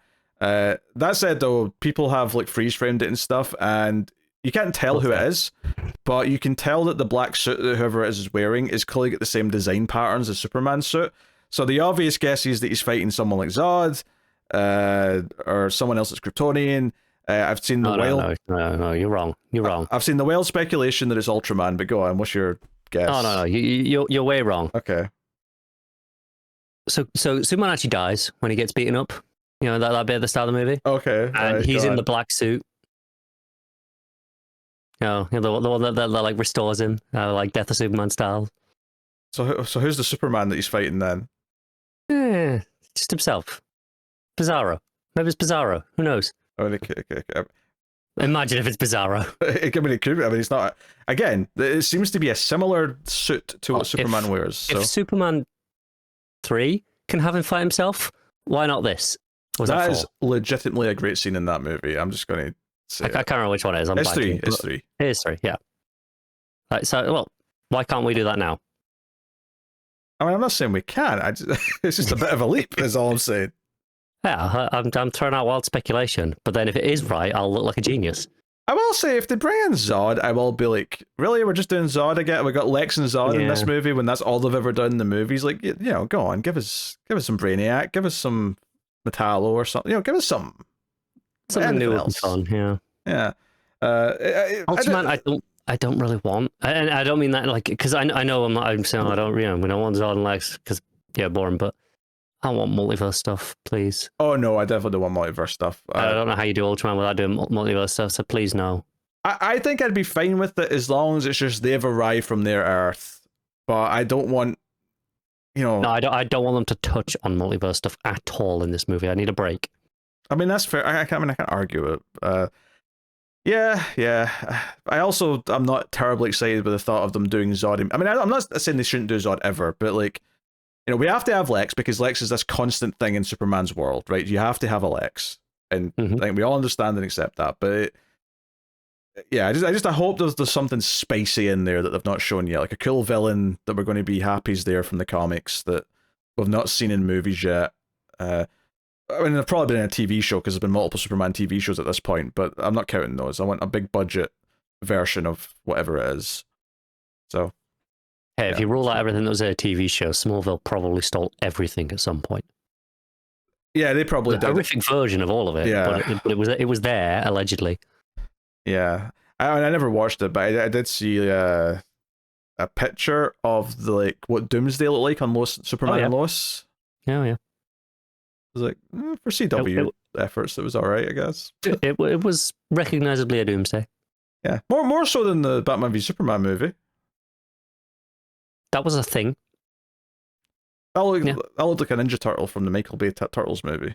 It looked grey. Yes, it looked grey. Like everything else in that movie. It looked very grey. Yes. Yeah. I don't know. I mean, I think for me the biggest takeaway, other than just how bright and like the John Williams like remixes and whatnot and recompositions, was just like the slow motion shot where Superman like shields a kid who's like getting blasted with something, and it's a very Superman image, And if we're going to get some of that, then I'm probably going to be somewhat happy. Yeah, that's fair. Like I said, I was mixed because of the visual style, just looked like kind of bland and flat. I'm hoping that it'll be fine once I'm watching the full thing. I think it might be more obvious in a trailer because it's only a short thing. It's cutting around. You'll get used to it, yeah, if you're watching. Like 10 minutes into please don't be 2.5 hours, but 10 minutes into a 2-hour movie. I mean, it might be. It might be, yeah. But I'll probably get more used to it at that point. Which, movies are long these days. What can you say? They're all long. All the big ones are. Honestly, though, 2.5 hours feels like nothing to me because I sat through Killing of a Flower Moon last year, and yeah, I did that as well. It was a mistake. Yeah, like there was good things in that movie. It was obviously talented people doing good work, but 4 hours is just too much. So bored by the end. It's just too much. Yeah. The sad part is that the last hour is the most interesting part. It's just that by that point, I've been sitting there for 3 hours. I'm just begging for it to end. Yeah. Shorter movies, please. Not like too short, but like just be reasonable. Yeah. So I'm good with 2. I'm even good with 2.5. I'll even take a 3 for something that's special, something that's meant to be an epic. Like Christopher Nolan's doing the Odyssey, apparently. I'm not expecting that to be under 3 hours. The clue's in the name. But, yeah. Christopher Nolan releases 5-hour IMAX movie. Everyone's going to go see it. Do you know what? Like I say, there are exceptions. Christopher Nolan makes a 3-hour movie out of anything. But I think if you're taking The Odyssey, like famously a windy, twisty, roundabout story anyway, like, yeah, fine. But like, whereas in this case, it's a Superman movie. It's a big event. Yes, you want to put a lot of stuff in it, but don't overstuff it. Just make a good Superman movie. You can do it. You make a bigger movie in the future. It's not number one. Is just make a good Superman movie, and we'll see where we go from there. And they'll be hoping it does well because they've already started working on the Supergirl movie that's coming out a year after. By the time this is out, they'll have shot that probably. It'll be too late to do anything drastic. Well, you say that. It like they did with Batgirl. Yeah, that's what I was going to say. They've cancelled movies after they've been finished, so it's not out of the question. I realised halfway through saying it, I remembered, man. I really want to watch that Batgirl movie, just because surely it can't be that bad. I'm sure it's a 6 out of 10. That's my guess. It's just That's still better than half the other DC movies they actually put out into cinemas. Yeah. I watched Red 1 the other day. Why? There's something for a Christmas stream, right? It was something stupid to put on, and it's so bland, it's so forgettable, and I started thinking halfway through, oh yeah, he did a Black Adam movie like a year and a half ago, and no one cared. It was a movie. It just went away. No one gave a shit. He did, in fact, though, change the hierarchy of power within the DC universe. Yeah, he got James Gunn a new job. Yeah. He did not lie. It's not It was a little bit of a monkey's paw, but his wish came true. Yes. Yeah, I do like that technically he was right when he said that. In hindsight, it's actually really funny. All right. Hopefully Superman's good. Like, I don't think it's a surefire bet that it'll be good. And I certainly don't think that James Gunn should be putting his trademark humor in it. The trailer seemed to indicate that he wasn't, though. There was no hints of him doing his usual snarky jokes, right? Because that shouldn't be there for Superman. Yeah. I hope it's not, but I'm still a bit cautious. Yeah. Maybe Jimmy can have a quirky line once or twice, but that's about it. I don't need Superman doing. Oh, if we have Clark quipping. Yeah. Hey, go make a Wally movie or a Nightwing movie if you want to have quips. They can do quips. Yeah. They're quip friendly. Yeah. They're very quip friendly. All right. Comics? Yeah, please. 80 minutes into the show, we'll start. Yeah, I thought this beer was going to last me, and it's not. Mm-hmm.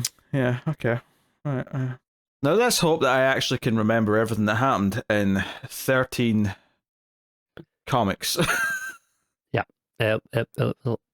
And forgive me if I mix some of them up, like, because I read like 5 issues of Action Comics in one go. Yeah, that's fair. So I might accidentally reference a previous issue, especially with it all being like one big story.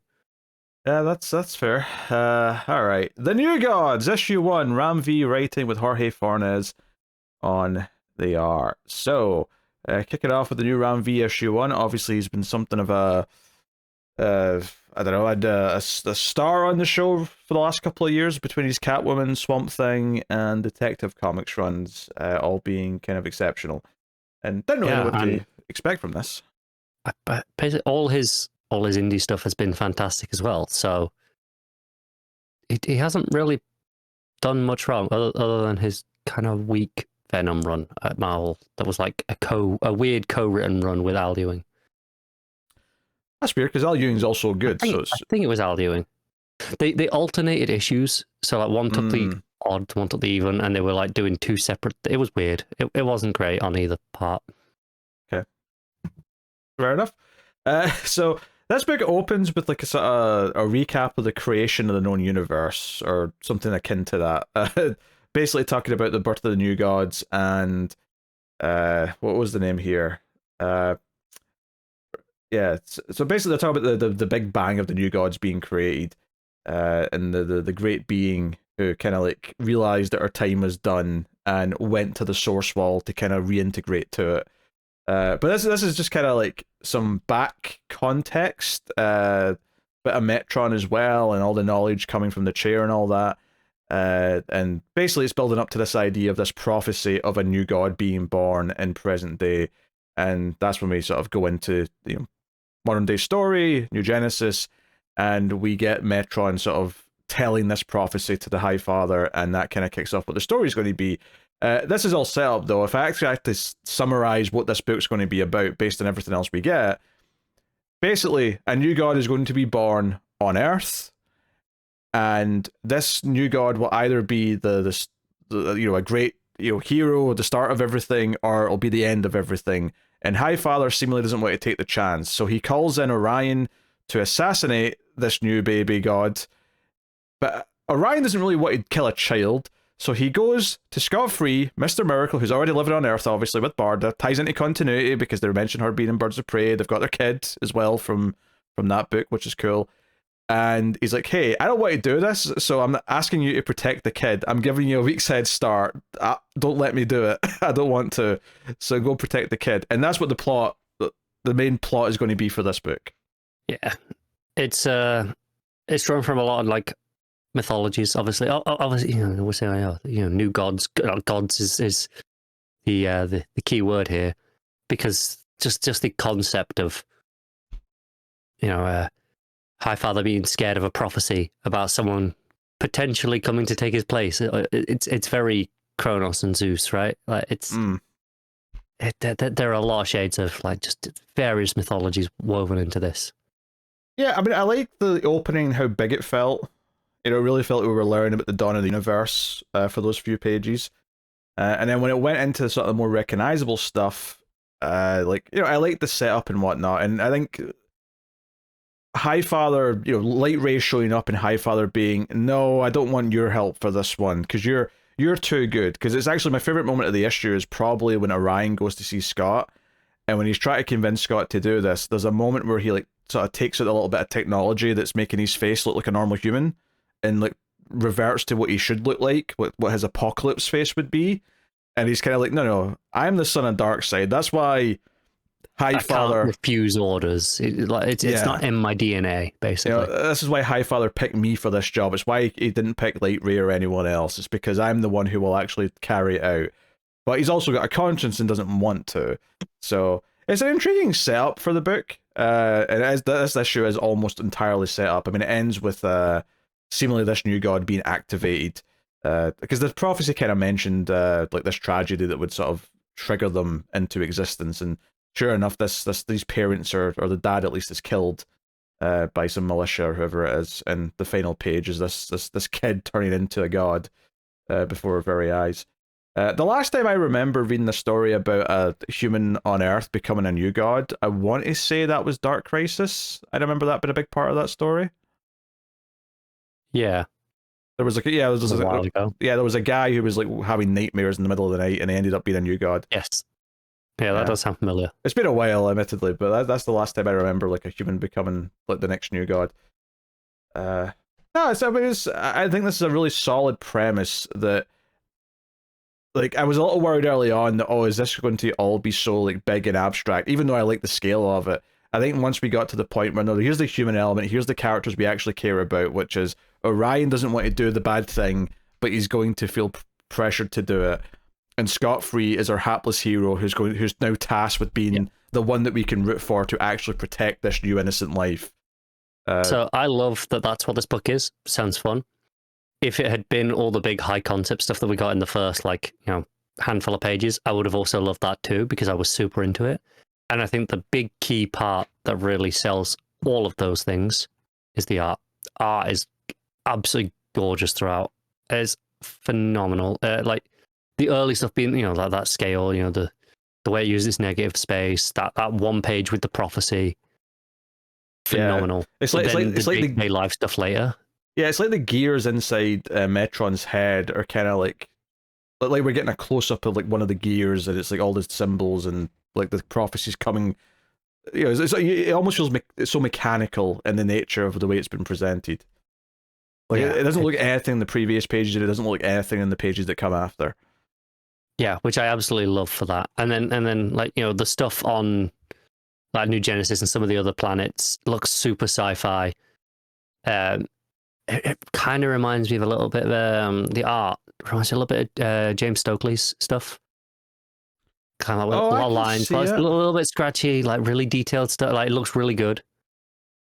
I can see it. Yeah, I will say, I like the art. I do think some of the faces, particularly like Highfather and some of the characters on New Genesis, I don't necessarily love how the faces are detailed. There's kind of like a bubbly quality to the line work. You know, that probably sounds strange, but there's kind of like a weird effect that's on some of the faces for me. I think it's much better once we get to Scott on Earth, though. Like, maybe it's just because he's got a beard, but all of a sudden it feels like I can see more of that Stokely reference that you were mentioning because of the beard lines. I kind of like the different. Like, I think the faces they look a little bit alien, right?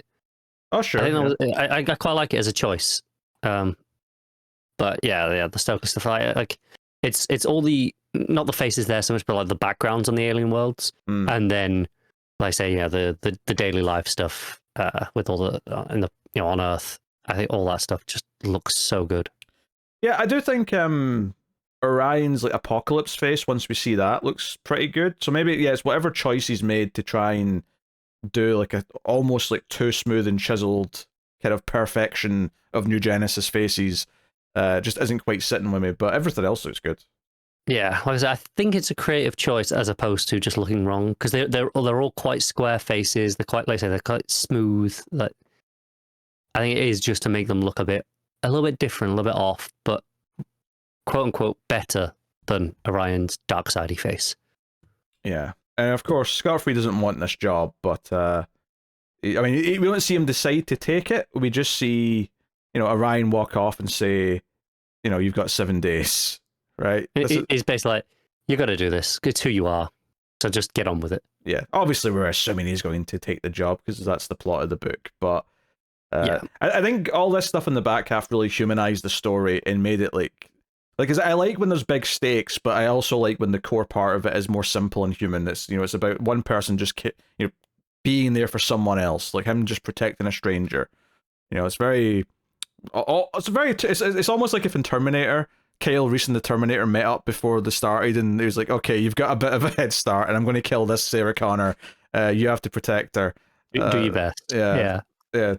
So so that's interesting because it makes it different from that, because it's like, oh no, they have this relationship already, and we've got a reluctant villain who is going to do something bad even though he doesn't want to. That makes it more interesting. It does, and knowing that he's like, hey, look, please outsmart me, do your thing, be better than me at this. Yeah, it's so different to just being like, oh, there's just an assassin coming, right? Yeah, I also liked the line that Scott had where he said, I've been escaping every life I've been in since Apocalypse, because that's what my upbringing was. I actually don't want to escape this life. I'm married, I've got a kid, I'm happy. I actually want to stay in this situation. So no, it's interesting stuff. Yeah.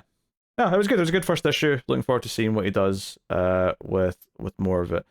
So what are you giving New Gods issue 1?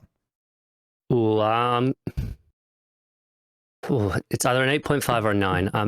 With the art being the thing that'll bump it up if I do. But I think I'll go with the 8.5 just because it's so much still just like this is setting up, but I can see how this could very easily become like a phenomenal series. Yeah, similar feelings. I'd say I'd probably give it a straight 8. I think it's really good. I think by the end of the issue, it really gave me the hook as to what this is going to be and why I should care, which is really good. Because I'm cool with the concept of New Gods, but I think I need something else to make the story a good story, and I think that's what this did. It gave it the human element. So 8 out of 10 for me. Absolute Batman issue 3, Scott Snyder writing with Nick Dragotta on the art. So this has been a very interesting book so far, with Assassin Alfred and whatnot. This issue also fleshes out the backstory a little bit. We get more of those flashbacks with young Bruce and Selina. This is the first time we've actually really gotten to see Selina properly. I mean, she showed up at the end of the last issue, flashbacks, but that's kind of it. Like, she's been very notably absent. Like, she's been the one who's not been at the poker game in the present day stuff so far, hinting the big connection that Bruce and Selina have. And we also had the big cliffhanger of the Bat dump truck last issue, which is where the present day stuff starts off with. So, you know what? Snyder's Batman is something that I grew very wary of over his New 52 run, and every attempt that he had of doing an all-star book or doing whatever. This is very different, though, isn't it? Yeah, this is much better than all of those. This has been genuinely fascinating with every issue. I think two things I want to get out of the way first. One, I actually didn't love this issue. I think it's the weakest issue of the 3 by a noticeable margin. Oh, aye, go on. But I was mostly on board with it. I'll get more to that specific as we go on. And just in terms of Snyder's Batman, I feel like this is what he wanted his all-star Batman to be. But he was never allowed, because it was still recognizably Batman, right? His all-star. It was recognizably just Bruce, just slightly further on, slightly different, little tweaks here or there, but it was characterization. It was very much just a slightly darker Batman. Yeah, I mean, because me and Matt talked about it, but it's this is a Batman who still has that harsh line. He does not kill, but he will chop off a limb. This Batman, whereas regular Batman wouldn't be doing that. Yes, it's a very different Batman, and I will say I do think this book and some of the other Absolute books are absolutely carried by the phenomenal art. I think Dragotta's fantastic, and I appreciate how different it actually is. Like, they really committed to being a different Batman, and I think that's what Snyder needed. Especially as Lacey, he must have written Batman well over 100 issues at this point. Oh, easily, yeah. Yeah, and I think he was I probably like some of his Batman stuff more than you do, but he needed that fresh take, and I think this is truly a fresh take, and I'm kind of impressed that Snyder managed to do that, because I didn't know he had it in him when he had that much Batman experience still. Yeah, I mean, just revealing the mum was still alive. Martha's still there at the end of issue 1. The weird friendship that he has with the villain. Me and Matt actually had a bit of a debate last time over something stupid, but the thing I was getting at was that this idea that like all these villains that he goes and has poker with, like he uses them all. They're like windows into different parts of the city that he can kind of tap into. He goes to Harvey to hear what's going on in the legal system. He goes to. But is he actually friends with them or not? Is the question, right? I think he is to an extent, but Matt was definitely leaning way more on oh no, this is like his support group. This is kind of sweet that he's friends. And I'm like, I think he is friends with them, but he is using them. Like they are like conduits into all these different areas. I think the thing that makes it very noticeable that he is using them, as opposed not to throw Matt under the bus when he's not here to defend himself, but for me, the thing that makes me fall more on your side is the fact that they didn't see him for months, right? That he wasn't showing up to the weekly poker game, but as soon as he needed stuff again, as soon as things were ramping up and the situation was changing, that's when he shows back up for info. Yeah, but you've got this much harder edged Alfred who is begrudgingly coming to like him, but and that's even a joke in this issue where he's like, Alfred, he's like, I hate Batman, and then 2 pages later, okay, I might love Batman. Like he's impressed with the ballsiness of him. I think this took the Jeff Johns Earth 1 version of Batman. It took that Alfred and it turned it up to 11, because I think it's very clearly based on that specific version of Alfred. But it took that and it turned it up and kept him more active in the game. And obviously he doesn't have the relationship with the younger Bruce. This is fresh. I kind of love it. Yeah. Probably the best thing about the book for me, outside the art, is Alfred. Yeah, I like Alfred. I like how much darker this version of Gotham is. Like the party animals just feel actually like a vicious, group of characters. Like Thomas Wayne's death being like basically a mass shooting incident is like really dark, but really sort of makes it fit into like the world today. More current. Yeah. So I don't know. There's a lot of things there that work. Obviously, there's a lot of fun elements to it as well, which is all this bat dump truck stuff where it actually transforms a little bit into a more mobile vehicle and goes faster. And then he hits the nitro boost. Hits the nitro boost, and then also tricks Alfred into jettisoning himself out of the top of it as he goes out of the water, and then just drives underwater because he's prepped for that. Yeah. Man watched his Top Gear. But obviously the main hook of this issue, though, other than maybe some of the heart-to-heart stuff where Selena's taking Bruce to watch Zorro and his friends end up showing up and the mum's watching on all heartfelt, the main thing is Alfred telling him, hey, the smart thing to do here is to make a deal with Black Mask, with Roman Sionis, right? Promise that you'll leave them alone if they stop going about killing people, and it'll put an end to everything. Batman can grow into something bigger, and we can take down Black Mask at a later date, the people I work for. And Batman's like, no. And obviously, in the regular DC universe, Batman is like, F you, I am never doing that. And this issue ends with him saying, I'll take the deal. Yeah, and I think it's very intentional. That's the cliffhanger, because it leaves it up for debate as to whether or not he is taking the deal, which is believable because it's this other version of Batman, or if it is just a case of getting him further. It's a bluff, right? He's just trying to get in. Which it might very well be, yeah. I mean, I think regular Batman wouldn't even make the bluff, though. I feel like regular Batman would... I think the thing is, if regular Batman tried to make the bluff, no one would believe him. Yeah. Whereas I think this version, I appreciate that we do believe that at least, like right now, it's 50-50 as to whether or not that is genuine or not. And I think that's honestly quite big to have got to that point where within 3 issues, you can tell me that this version of Batman would take that deal, and I'd believe it. And there's a few things that go into it, because it's not just the violence thing. They're also paying him, like, was it $10 million? And this is not a rich Bruce. This is a Bruce that is, working class. Yeah, and there's a little bit behind the scenes in my head of like, well, maybe this is how he becomes more the Batman that we know with the money, right? But, And, but there's also the idea that his mum is stepping up to be assistant mayor and putting herself in this spotlight where she could be a target for these villains. So he might feel this pressure to like get more resources so he can do more to protect her. I think part of it as well is the idea is if he agrees to this, maybe it keeps her safe pretty more directly as well. Yeah, because true. they Yeah, won't have to target her. Yeah, I do think, again, the cynic in me of looking at the gears of how do they make this slightly more Batman-y is he takes the deal and they still kill his mum anyway, and this is how he becomes orphaned now, right? It's different, but like it's just enough there that I can see maybe where this could go. I'd probably go as far to argue to say that the idea of them stopping their attacks on political figures is probably his main motivation.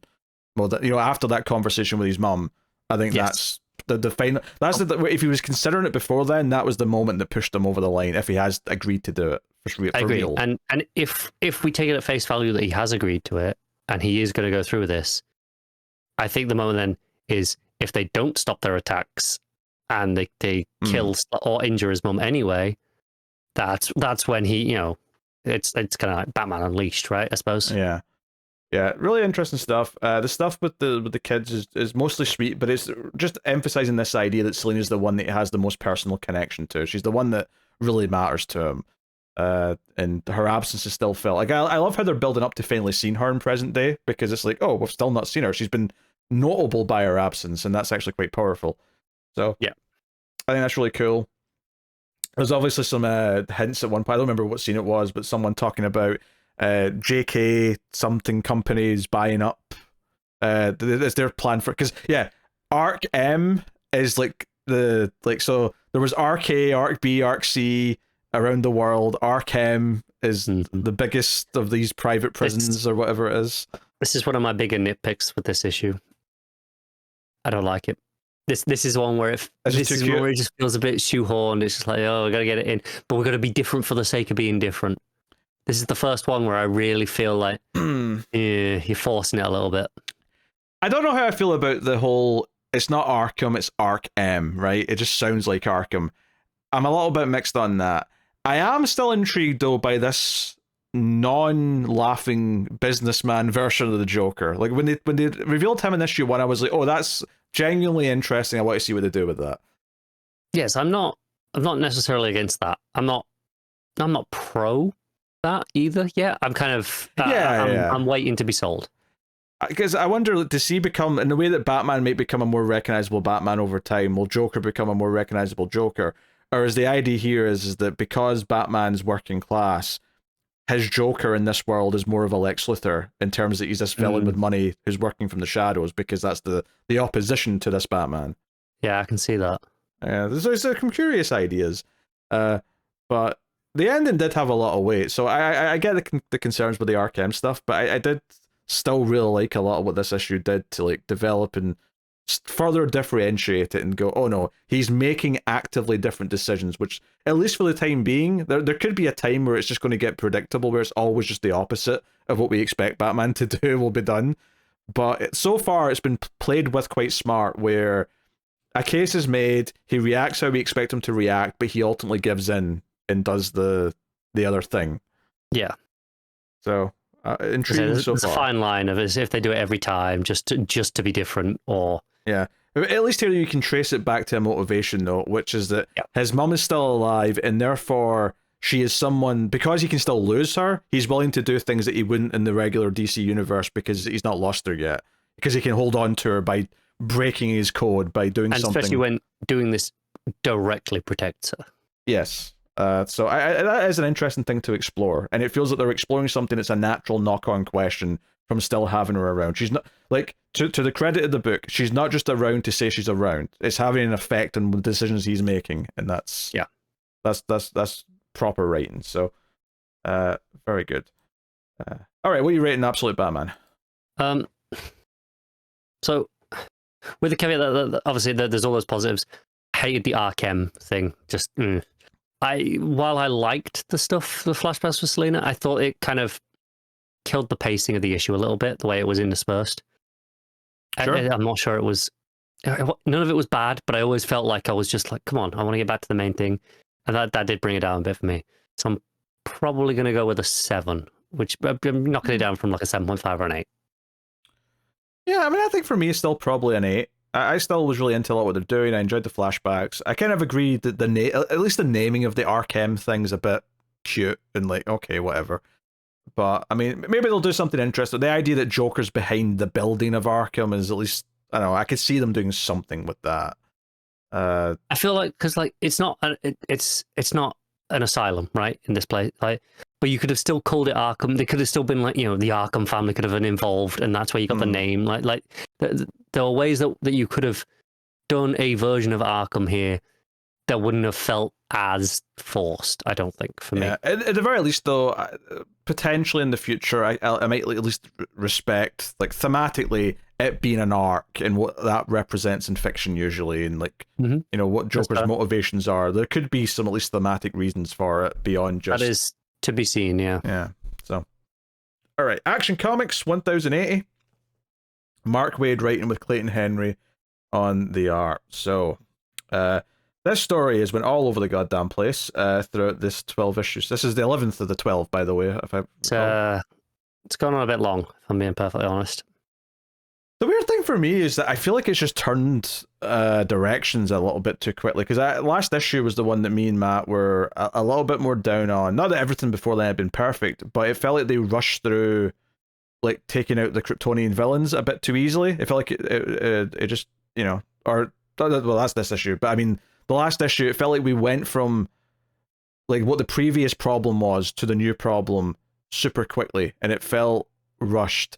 Now, while some things are popping back up here that have not been in the book for a little while, like Jack Sewer showing up and whatever else, it does feel like I could have... It was almost like a bit of a Williamson was pulled, and it discarded what could have just been like an interesting idea to keep exploring instead of, you know, turning again to like a new issue, a new problem, and a new thing to deal with. I think part of why I feel like it's a bit too long of a story is all the whole side story with Connor and Superman. Oh yeah, that was the weakest part of all those issues. I know that you're gonna, you know, the argument is, oh, it's here because that's somewhat relevant in this issue when they summon the fleet, right, and he's in command. But you could cut pretty much that entire plot, and you could probably cut this whole thing down from 12 to 10 issues just like that. Yeah, that's fair. Because when we were talking about those issues, I even said repeatedly that story in the middle, especially since it had a different artist, it felt like a backup that was just in the middle of the book instead of the back. It felt like a backup story. But they already have a backup story, so...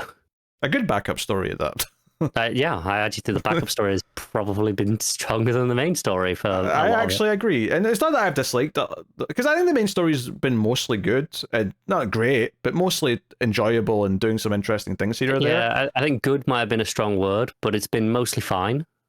The backup's genuinely quite interesting, though, and doing some cool stuff. So, yeah, I mean, we basically go around different places, and Superman is with Mon-El taking out a villain here. You know, Power Girl's taking out a villain there who's on New Thanagar, and you know, I don't have too much to say about this. Like, the action's fine, the art's okay, but it's not like setting my world on fire by any means. The most interesting part probably is Supergirl going to Kandor and trying to argue with the Science Council to, like, hey, this, like, blacklisting of Superman that you've put on because you didn't like the choice he made, how about we don't do that? I think the most interesting thing to me about this arc has probably been some exploring further of basically the arrogance of the Kryptonian Science Council and how they didn't listen to Jor-El and force certain ideas onto him, and now that same kind of bureaucracy is getting in the way of even Superman and Supergirl getting things done. Like, and they're even if it's not the same people, they're just still doing their own thing, being like, no, there are prisoners, don't you dare, we'll exile you. Yeah, and now that they're out and Supergirl says, hey, right, they're all out now, we have to do something, and they're like, hey, they've escaped the Phantom Zone, they're not our problem anymore. This is your problem, so leave us out. I was like, okay, you know what, I'm starting to feel okay about Krypton being dead, because you're really clearly not making a case for its existence. Yep, they don't help themselves, do they? So, yeah, Supergirl walks out of there pissed. And I think it's a really good idea to have her be the character to do this, because she's the one that remembers Krypton, she grew up there, and to have her walk out of this meeting and be like, what a bunch of dicks, just kind of further emphasizes it. You know, it's because it's one thing for, I don't know, John or Connor or someone to have that opinion who never has stepped foot in Krypton. it's another for Supergirl who actually has genuine ties to it to be like, no, this system is flawed, corrupt, and nonsensical, and it's just a bunch of bullshit. So, felt more powerful coming from her. But like you said, yeah, the fleet, the armada of the Coons show up. It doesn't really matter though. They just sort of show up and intimidate They're just there. Yeah, villains get intimidated. John's also fighting some monster. Because apparently the Kryptonian that he's fighting is like a wizard or something. He's making a big monster. Yeah. Yeah. Aquaman shows up and helps with the little phaser gun. That's kind of it. So, but yeah, Jaxer eventually shows up at the end. Does some stuff with Superman and Mon-El, where Mon-El's like, "Oh no, I'm staying out and helping," even though Superman's like, "No, you're dying. You're the lead poisoning. Go back to the Phantom Zone." And he's like, "No, I will help." And then Xadu shows up, and that's it. Yeah, and Xadu being alive, sure, fine. I don't know if I found him that interesting on his own, but I liked him more than Aether, though, at the very least. So if like I was worried that Aether was going to come back, and he was by far the least interesting of the two. At least Xadu felt like a character, so that's fair enough. I'm waiting for this to be over with, if I'm being perfectly honest. Oh, you only got one issue left, so that's not too bad. That's what I mean. Like, but it's not terrible, but it probably didn't help that I had to read like 4 or 5 of these back to back. Yeah, probably didn't. Because I mean, even some of the choices, because I did a whole thing in the middle where, okay, Superman's went back in time to Krypton, and I rolled my eyes when that started because I'm like, okay, this isn't that special. Probably ended up being one of the better points of the book, though. It did, because he actually like had conflict with the Science Council, and like I said, that ended up being some of the better stuff. But my initial reaction to that was, oh, I groaned. This isn't that special because he's done it in like so many comics at this point, somehow, some way. They always find a way to make him go back to Krypton. I think it's a little bit different here, where it's like back in time. Right, because it's specifically interacting with his family. It's a little bit different to the usual. Just go to a different city, or you know, go to a bottled city that's still got it's still Kryptonian culture, right? This is a little bit different. I will say I'm going to be upset if Waid doesn't reference one of the moments yet that he's not done yet, which is one of the moments that I found genuinely amusing was when he hears like how much of a little brat Kara is when she's like 11 or whatever age she is. He's like, oh, I can't wait to rub this in her face. I need him to rub it in her face. I need the moment where she acts high and mighty in the final issue for him to be like, well, from what I saw from young Kara, you were a little bit of a little bitch back then. I want that moment. I'll be disappointed if we don't get it. But I'm not sure there's much space for it. If like, there's quite a lot still to do in this last issue to wrap it up, and I don't know if we'll get that moment. Yeah, we'll see. On a brighter note, though, Backup is still very cool. It's been very. I think there was one part of it, at least I called Lynchian, because it was doing some really cerebral stuff with the like what's happening here. There's something in her helmet, and it's like telling me parts of a story, but it's very psychological. And the word I was going to use was ethereal. Ethereal, which that's a good, I guess does describe a lot of Lynch's stuff as well. So yeah. So yeah, basically the prisoner kind of is mentally connected with both Kara and Power Girl here, and she is trying to take on her brother, who is saying, no, you cannot win, you and me are a complete one. So we actually get the prisoner in like a sort of Supergirl version of her outfit with the hood and all that, and we can sort of see at different times, like in the sort of the visor of the mask, it like changes. You can see like a digital face of Kara or whoever. Cool. Yeah, it's really interesting art, really cool stuff.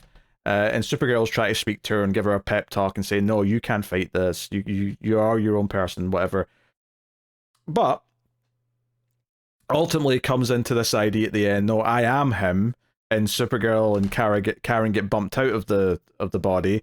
And Kara says, no, you're right. You are both one, but that means you can also control him. So big ending of the issue here is she kind of consumes her brother, not by eating him, but like she kind of like warps around him as if it's like morphs around. Yeah. So that's kind of the big cliffhanger here at the end. I will say, like, don't get me wrong, I've been loving this. I do think it's going to read great in collection note, because only getting like the 8 pages every week has been a bit stilted, but I think it'll read really well. By the altogether. end of it, it'll be roughly like a 4-issue kind of page count, right? Yeah, that sounds about right. Yeah. I think it's going to be like if you read that in one sitting, it's going to be fantastic. And I think Patrick's art has been fantastic throughout all this, and it's kind of put the main story to shame every single issue. Oh yeah, like especially because obviously he's drawn Supergirl here. Like Supergirl in the main book looks fine, but Clayton Henry's not as good, and this art at the back really shines. Yeah, obviously the main book has had a few different artists over the 11 issues up to this point. Yeah, it's mostly been Henry, and then had the different artists for the Superboys stuff in space. Yeah, like, and it's been fine. Like, none of it's been bad, but every single issue I get to the back, and I turn the page to the back up, and I go, oh yeah, this is better. Yeah, every time.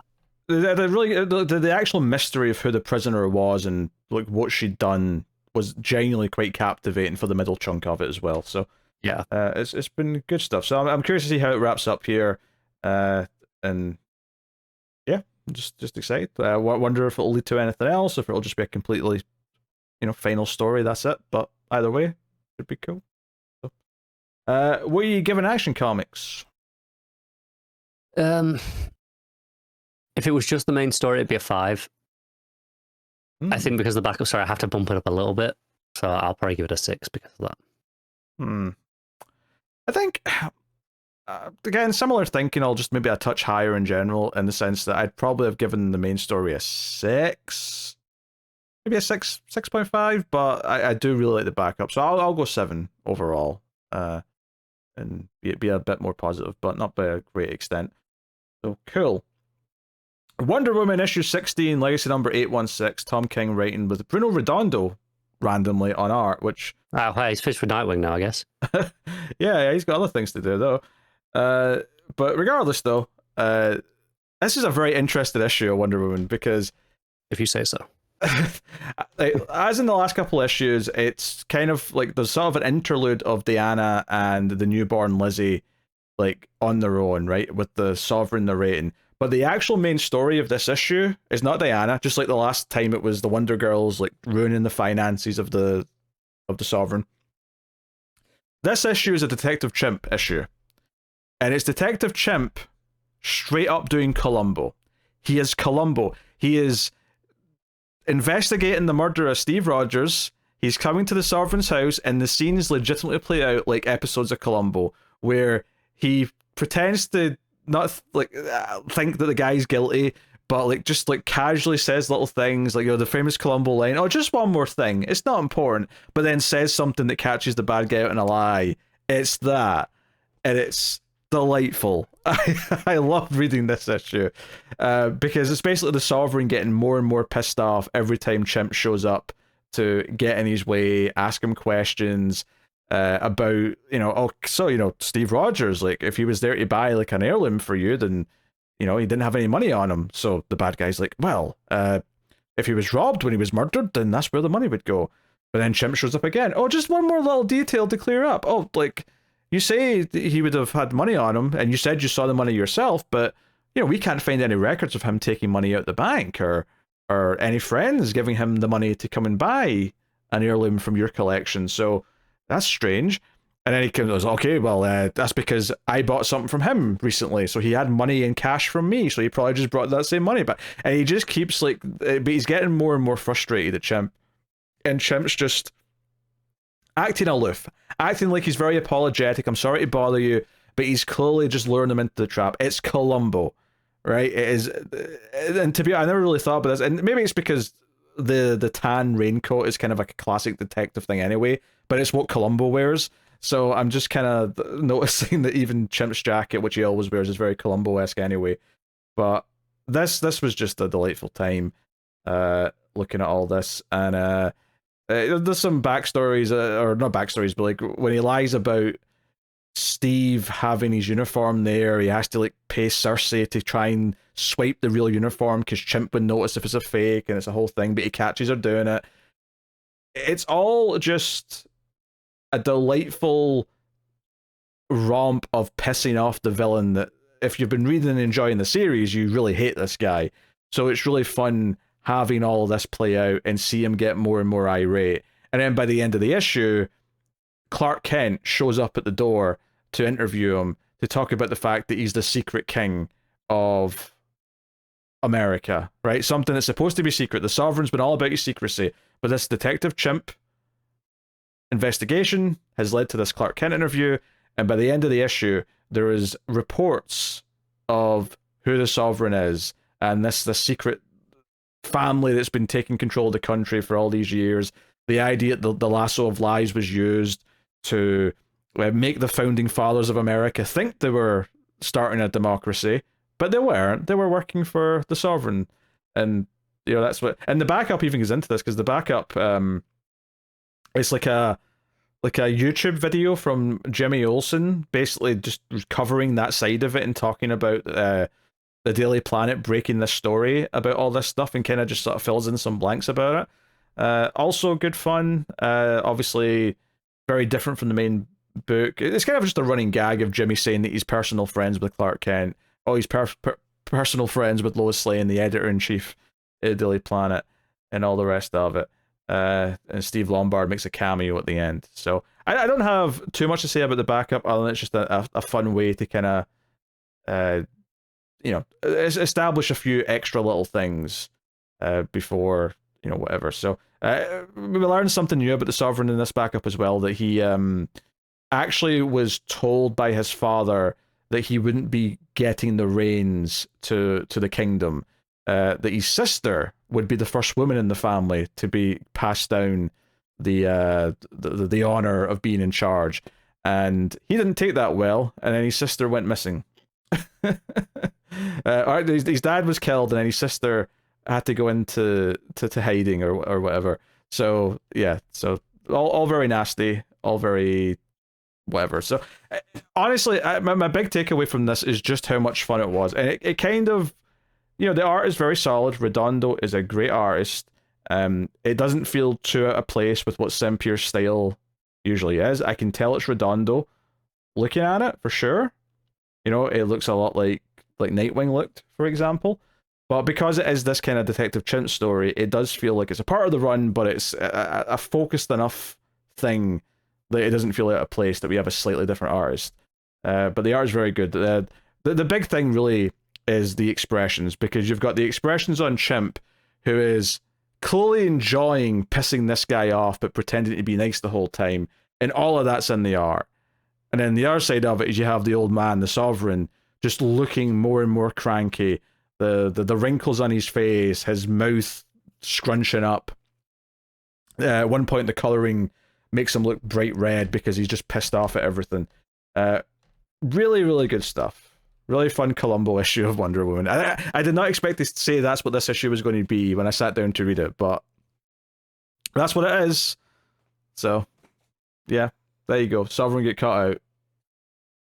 Wonder Woman still not quite came herself. In fact, that's how the issue starts. It talks about, the Sovereign talks about how, oh, we expected to come in with her anger. We thought our victory would be see how pissed off she is that we killed Steve Trevor, and she is not shown up yet. She's sent other people to do all these other things, but they've not yet had the satisfaction of seeing how much they've ruined Diana's life, because Diana's too busy having this new kid. And and Diana's side of the story is she actually goes to see her mum, who's a god now, and is here's your granddaughter. So there's not much dialogue there, but it's kind of a sweet little kind of moment. She's looking up at the statue of her mother, and then Hippolyta appears. It's all very nice. So yes, it's very good. None of this sound good to you, Connor? Honestly, it's probably the most interesting this book has sounded. Fair enough. But not enough to read it. Well, yeah, we'll leave it at that. I don't want to hear you. Yeah, that's why I was not going to say anything. People are not here to listen to my opinions on a book I'm not reading. Fair point. As far as my rating would go, this is a nice 9 out of 10, if I'm honest. It's an excellent issue. But I mean, the backup's a nice complimentary little piece of media to go along with it. But isn't kind of its own thing either. It's definitely tied to what's going on in the issue, but not a bad way to expand upon it. So, cool. Nightwing 121, Legacy number 308. Dan Waters writing with Dexter Soy on they are. So yeah, the last issue, this has been a little bit more pulpy, a little bit more 90s type of Nightwing comic, I felt, at least from the art anyway. And I think the last issue gave us that really dark ending. Final beat, yeah. Yeah, where it's like, oh no, one of these, the teddy bear gang's been killed, and it's a kid, it's like a 14-year-old. And all of a sudden, everything feels a lot more serious, and one of the first panels of this book is that kid lying on the morgue table or whatever it is. So yeah, things have really ramped up, and we're talking about police brutality. We're talking about obviously there's a lot more to it than that. They're actually riling the gangs up and trying to make them fight each other and all that. That's what the book's been going into in the last couple of issues. But I am curious though, how have you found this new run, since we've not heard from you on this yet? It's been a little bit whiplash coming straight off the Tom Taylor run into this for me in catching up. Very different tonally and visually as well. I think I do like Dexter Soy a lot. I think he's very good. It's such a shift from what we had before though. So Redondo, especially with the original Lucas colors, it was so bright and poppy, vibrant, strong, clean lines. Whereas Soy here with whoever's on colors for this now, I haven't figured that out. I haven't got that memorized yet for this run. It's a lot darker, it's a lot moodier. It's what I expect from Dexter Soy, don't get me wrong. But it's very different.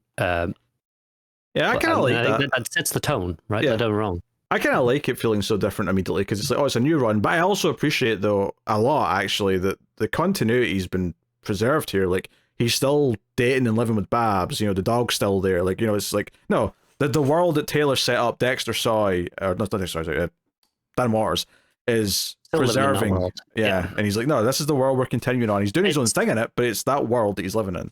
Despite the tonal shift, it is very clearly still the same Dick. I think there was the stuff in the last issue with him rescuing the rabbit. And that follows right on with everything that happened with the dog, right? It kind of feels similar, despite this. Like the Tom Taylor, it kind of had like some dark tones to it, like dark undercurrents with what it was dealing with. But this run in its three issues has been significantly darker than that run ever was. Yeah, this version of Bloodhaven feels more like Detroit and RoboCop, it's particularly because you've got a company making like mech things and whatnot. I will say it feels more like Bloodhaven from the 90s. Yeah, well, that's what I started with. Like the first issue of this run, I said this feels more like a 90s comic, but not in a bad way. I kind of like that this feels that way. I agree. Like this feels like what Bloodhaven was before the last run, where they've been like, oh, Bloodhaven's trying to clean up, but it's Dick's trying to improve it, and it felt like from what we saw, a relatively nicer place. This feels grimy again. This feels like a pretty shitty city to live in a different way to Gotham. But yeah. And it's the people with the money who are sort of like forcing it to go back to that as well. This evil company who's wanting to militarize everything and whatnot. Yeah, it's fun. Yeah, and Dick's main goal in this issue, he's got Babs looking into the data he stole early on when he goes for a meeting with the evil lady. I can't remember her name from the company. But his main goal at that point though is to go back out to the teddy bear gang and be like, hey, why are you recruiting kids? This isn't on. And he has a big fight scene with a bunch of the bears. Looks really cool. Dexter Soy killing it with the art. And because they're all these like bright, colorful teddy bear colors, it's a very vivid few pages. Yeah, it's lots of yellows, purples, reds. Yeah, for sure. And Dick ultimately though comes to discover, the kid that, not the one that died obviously, but like the kid who was close to him, his brother, comes out and says, hey, they didn't recruit us, they gave us a place to go. And it kind of flips it into, no, the teddy bear gang were kind of given a home to people that weren't unlike Dick. Dick had at a time had nowhere to go, and Bruce took him in. This, for a lot of these kids, is what this teddy bear gang is. It feels very much like a place that Jason would have been in. Yeah, that's if Bruce hadn't found him, it feels like this is what Jason would have ended up as. And I think Dick probably sees that pretty quickly himself. Yeah, I think it was a very sharp turn once this kid starts like just talking to him and telling him what this is. And they don't want the teddy bear gang to go away. Like it's their home, basically. And like the leader, he's not the main leader, but he's the one kind of in charge now. Sort of pipes in and just says, yeah, like some of the kids go too far and there's not much we can do about that, but like, this is a place where people can go and Like it adds enough of this moral kind of like middle ground where you're like, oh, these aren't just villains, this group. Like all of a sudden there's a group here that we can kind of root for. And he ends up having to protect them because then like the super cops from the company show up with the regular cops outside. And he's like, okay, we all have to go. So he kind of like directs them on some motorbikes. So we get another, fun action sequence with them driving away and the jetpack cops like coming after them. Some fun stuff, flipping over a truck, just chaos on the highway. And Dexter Soy is very good at the action. Like that's something that's been really clear in these 3 issues, is that he's very good at these big, movie-like style, again, very 90s style action sequences. Not big bombastic stuff you need like, the CG of like a 2020 movie to do. Really street levels, like budget stuff. But it's the sort of thing where, I could see this in a John Woo movie in, 1996 or something like that. Absolutely. And it would probably look pretty good there as well. Yeah, so he actually takes them to a secret base he's got on a boat, a Nightwing cave, for lack of a better term, and tells them to hang out there. So, yeah, but yeah, the Keenan ends up in the name because there was a whole exchange between them where Dick's like, okay, what's your real name? And then like this guy goes, what's yours? And he's like, fair enough. But then later on, once Dick's put his neck out for them and saved them, he's like, okay, my name's Keenan. I'll put out the word to like, protect our people and have them come in. So yeah. The cliffhanger at the end though is Babs has finally like cracked the data that Dick stole, and she tells him that this, like, whoever this is, this woman who runs the company, is probably someone who was a supervillain of some kind, and she dates back to when he was Robin. So we're going to do some tying into the character's past, which I'll critique a little bit because I do think comics are too guilty of doing this too often. It's the first real groan I've had, because I did. It's for, seeing what's on her screen, just this little circus boy on repeat. And I kind of just went, we're doing this again, really? It's the same thing, like, I'm enjoying Tom Taylor's detective run, but it's also, something about his past that you never know is going to come up. I feel like it's especially egregious here, though, because I feel like Dick's done that so much over the last decade or so. Like, everything we've done, every time we've introduced someone, it ties back to the Zucos, or it ties back to something when it's always something that it has to tie back to. It's not just, hey, this is just a new thing because it can be a new thing. It's fine. Yeah. Luckily, I'm digging this new version of the city, and I'm digging like the general plot. That other than maybe one issue where they overly explain what this connection is, I don't think it's going to interfere with my enjoyment too much. But I'm suspecting there might be one issue, if I don't like what the connection is, that one issue may be a bit of a chore. It's just a mild background annoyance. Yeah. It's just like, why? Just there's no need. Yeah, that's a little bit of a shame. But I still like this issue. Look, I think all the stuff with the teddy bear gang was really well done. Great. Yeah. Especially since Dick went in with a bit of an anger because he was like really pissed at them for like recruiting kids, and then it completely reframed and in a way that you understand why it would appeal to him. Whereas like, oh no, okay, I was once someone who needed like a home to go to, and this was that for a lot of kids. So I think that made a lot of sense to me. So yeah. All right, what are you giving Nightwing? I'm giving it a solid 8. I really enjoy it. Like I said, knocking a tiny bit for the little bit of groan at the end. Yeah, I think I'll agree with the 8 out of 10. Yeah, a little groan for the trope at this point of a new villain ties back to their past in some way.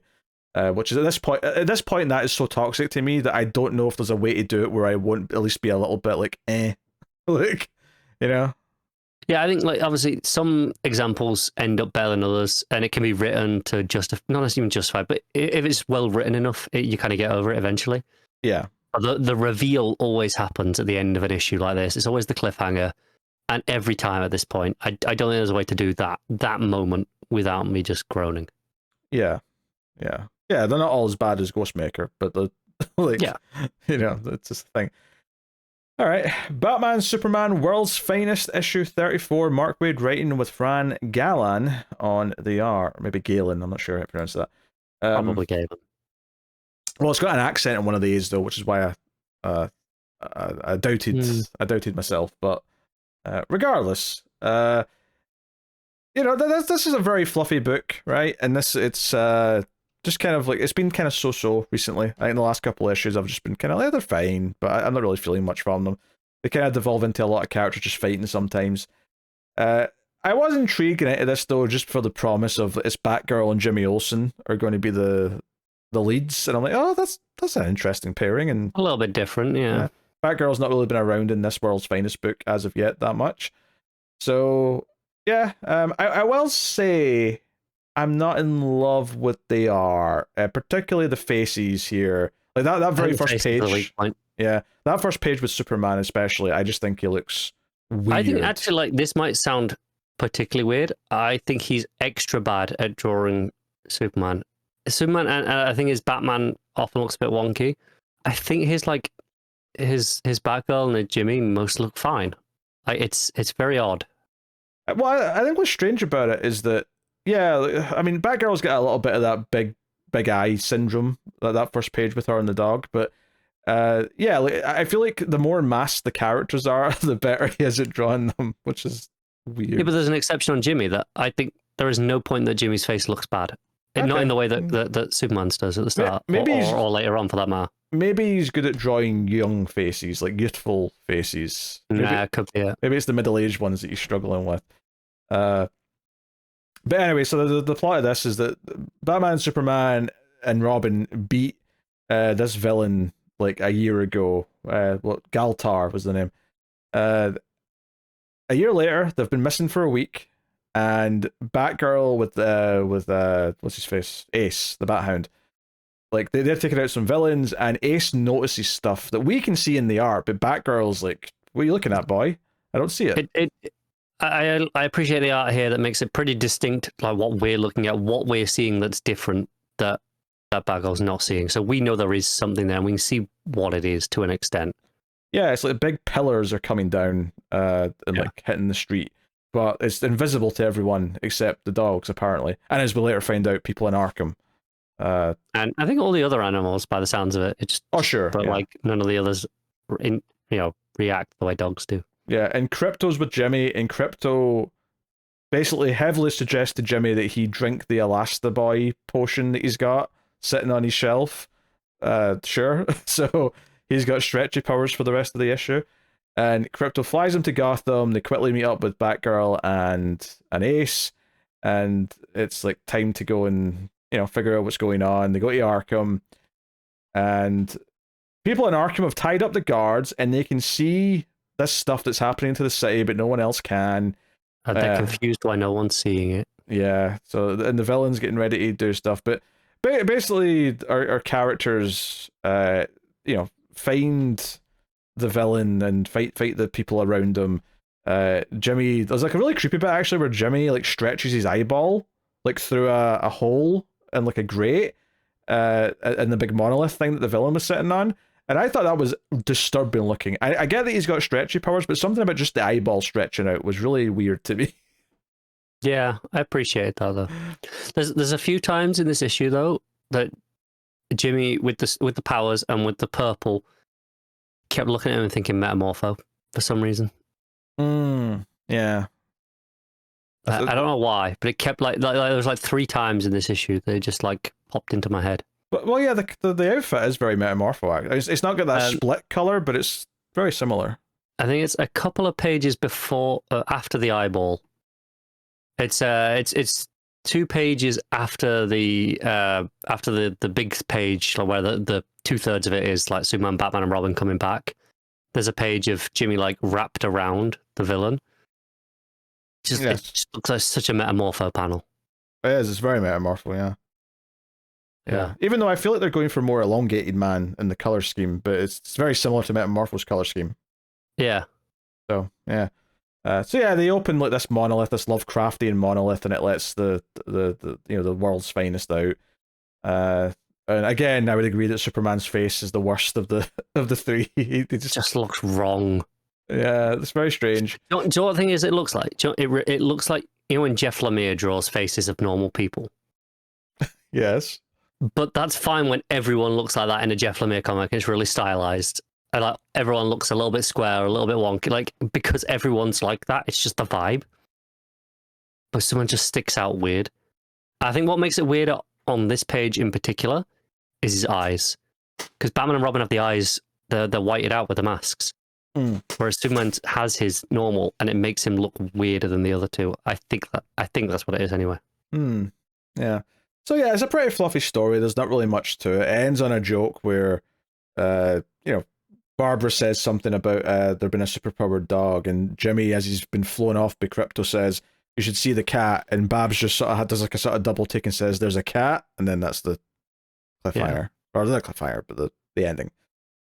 Yeah, I think like there's a version of this issue that I think I would love. The creepy Lovecraft villain, the eyes, like the like play it like really dark body horror. I like this all the version.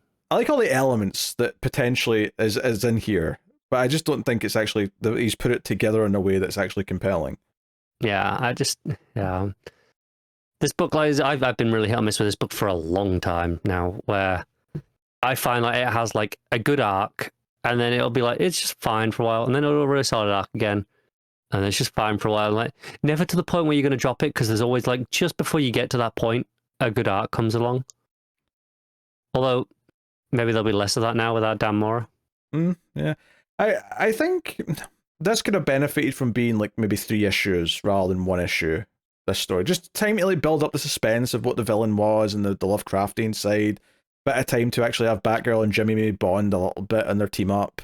You know? Yeah, there are like pages that I love. Like there's that page of the alien dude sat on top of his pillar, like the pyramid one, and he's holding the eye above his hand. Like there's pages like that I'm like, yeah, I want the vibes of that for like a couple of issues, and it's just so rushed that I just none of it really landed all that well. I felt the same way. There was a issue at the start of an arc a couple of arcs ago where it ended up just being a one-shot issue in the series, but it was there's a murder in a room in Themyscira where no one could have gotten in, and I'm like, oh, that's a great murder mystery. Give me this 6-issue arc, and then it was solved by the end of the issue, and I was like, no, what are you doing?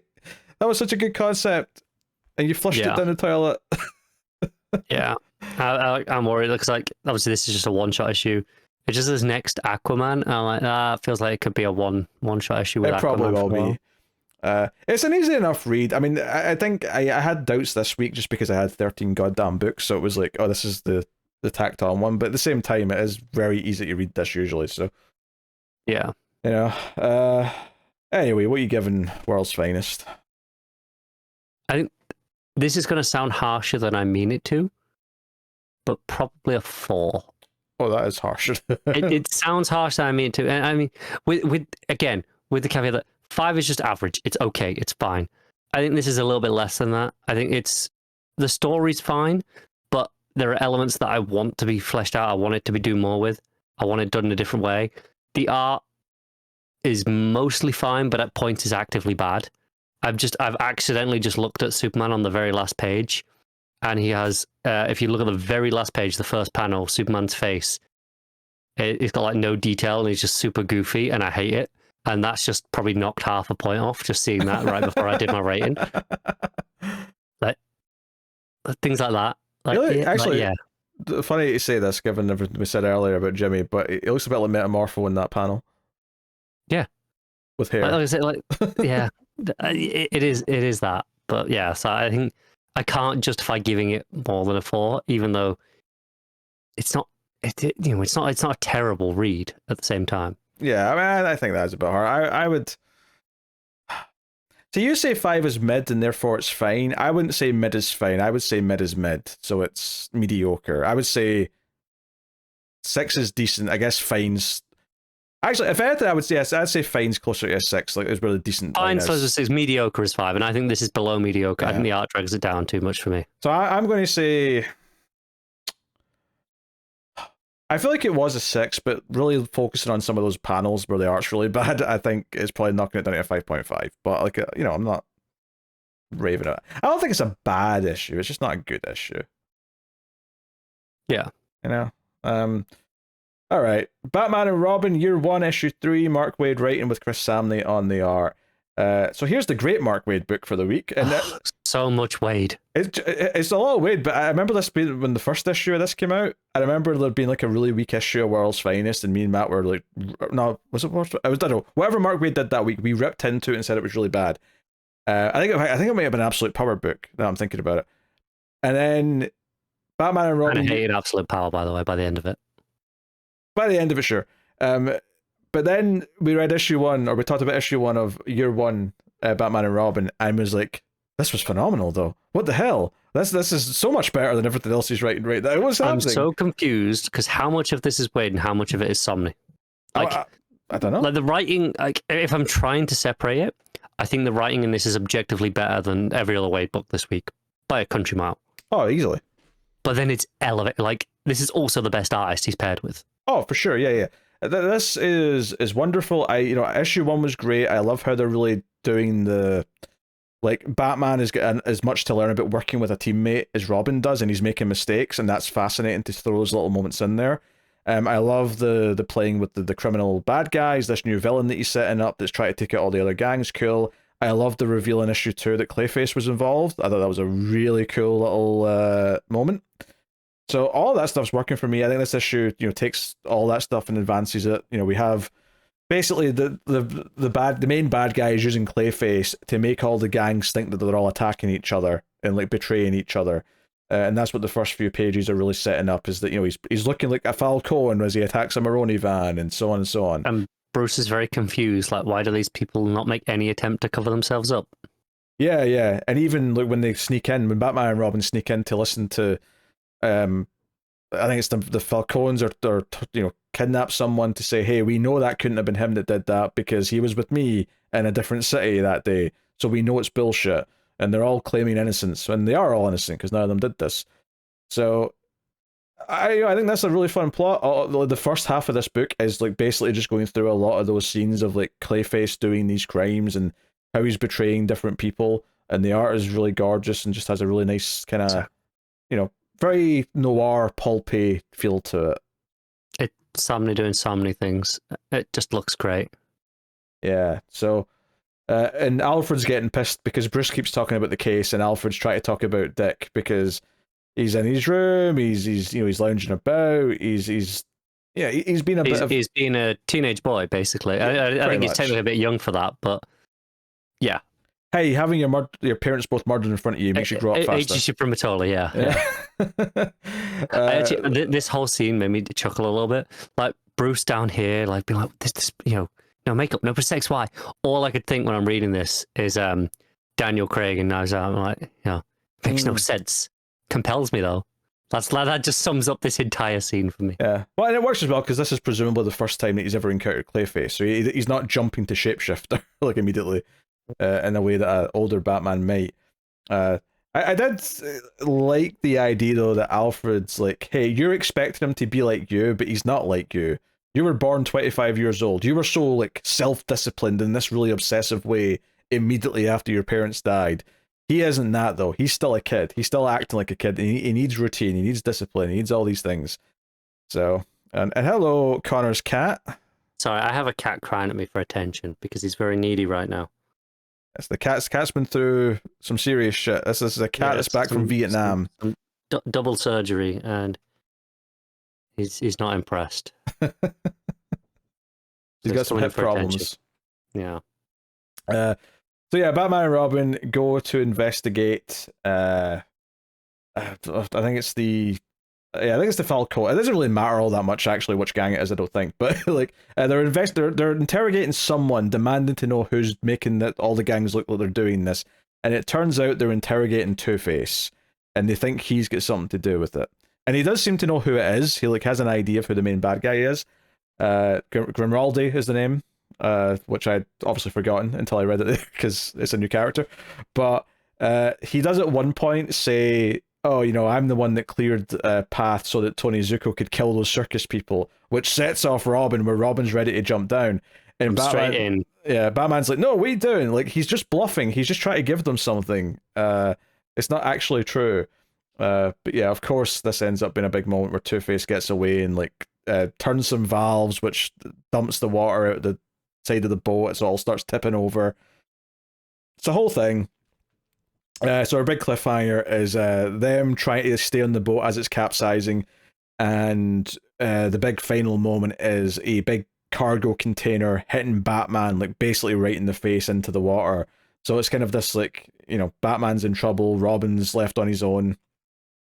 It's a good thing because it shows that Dick's maybe going to have to measure up a little bit here and maybe help save Batman, and that'll be like a big growing moment for both of them. And we've had moments like that, don't get me wrong, like I really like that moment in last issue where Robin like saved the two kids in the burning building and like Batman actually like proud of him for a second. It was like, oh yeah, Batman was always like really worried about him. I mean, it's like, no, okay, he's got to do it himself at some point. yeah. So this was a fine cliffhanger to end on. I mean, maybe from a structure perspective, I would say this is the least interesting of the three issues because I think the first two issues had so much more diverse structures going on. I think it definitely is, yeah.